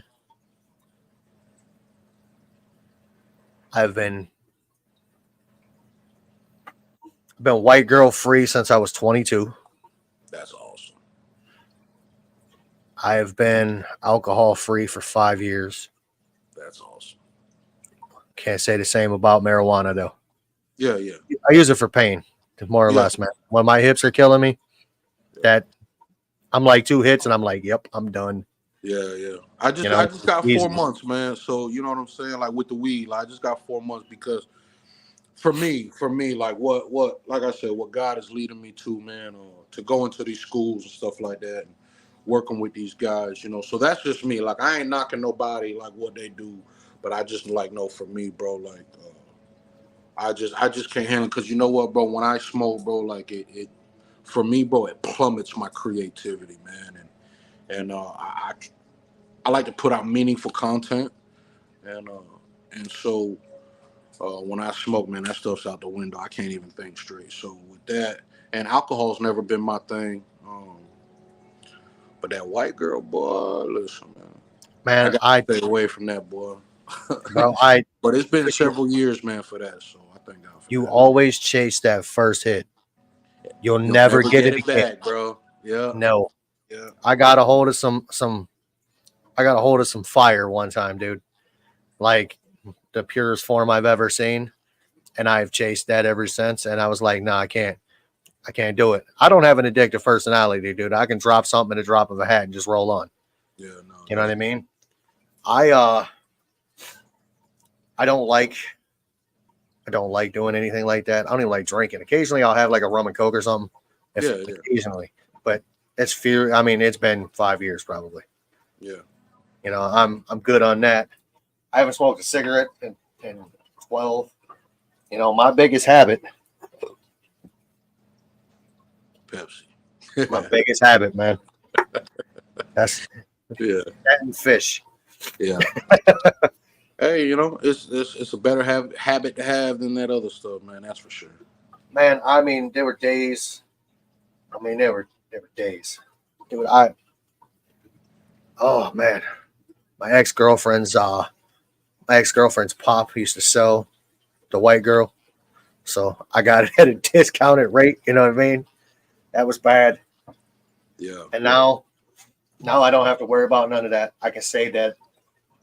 You know what? For the people that have known me for the short time they have, I'll tell you straight out, I'm the same dude off this camera that I am on it. Yeah. I am proud of the fact of where I'm sitting. You know, if you'd asked me 2 years ago, would I be sitting here talking to somebody on a camera, you know, doing a live stream on YouTube? I'd have been like, hell no. Hell no. I'm gonna be out in the I know garage that's working on a right. car or something. You know what I mean? Yeah. I've enjoyed this, and I've grown with this, and I've just enjoyed the person that I've actually became over the last, I don't know, 15, 20 years. I know that's right, brother. You know, man, I have evolved into a better person for doing things the right way. Yeah. Actually gonna be over the last 20 some years, you know. Yeah. I'm just a real person. You know, I do real shit. Mhm. I bleed like everybody else. I hurt like everybody else. Yep. I go through things like everybody else. But at the end of the day, man, I'm just proud that I can stand up here and say that I've never strayed away from being me. Yeah. I don't fake it until I make it. There's no reason for me to fake it. If you don't like me, then I'm sorry. Yeah. That's your problem, not mine. That's a you problem, not a me problem. Yep. And I've actually got people in trouble with this phrase, but I always tell everybody, you do you, boo-boo. Yeah. Ask Tommy, his wife. His wife yelled at him for saying that to her. Oh, it's dad and bend that ass over. Let that coochie breathe. You know? That's two things that everybody knows me for. But man, I really appreciate you being here. Yeah, brother. I appreciate the fellowship, bro. And Man, it's good to get to talk to you, man. Yeah, hang tight a minute. I'll tell you a story. So, everybody, it's going to be the end of this live stream. Big brother Drew, you got anything you want to say? Hey man, listen. You can drop a prayer. You say whatever you want to say, sir. Yeah, man. Open mic. Yeah, we could do that, man. Listen, y'all, just keep it authentic, man. You ain't got to put on for nobody, man. And you know what? Be a light in this dark world, man. You know, you never know what somebody got going on. So be that shoulder, man. Be that phone call away. You know. And you know what? Let's end this with a prayer. Father God, in the name of Jesus, we thank you so much for this time, Lord. I thank you for this time of fellowship with Brother Jim and all the people in the comment section, Lord. We pray that Lord, we can have more meaningful conversations with people, Lord, and that people would feel lighter, Lord, getting what they got bottled up inside, Lord, that they can let it out and let them know that, man, these can be safe places to talk to and to vent to. And Lord, we thank you for this technology. We thank you for this platform. And Lord, we pray for Jim and his channel, Lord, that Lord, his channel will be a light for people to come to and get things off their chest and just to feel better in the fellowship, Lord. We just thank you, Lord. And I thank you for Jim for allowing me to come on here. And we pray your hedge of protection over him and his wife and his family, his fish. And I just thank you, Lord, for today. And we pray all of this in the name of Jesus. Amen. Amen. Yeah, man. So, Brother Jim, I appreciate you, big bro. Absolutely. Hang tight for one moment. All right, everybody. Thank you for being here. I'll be here next Sunday. And until then, we'll see you then. Remember, it's your hobby. Do it your way.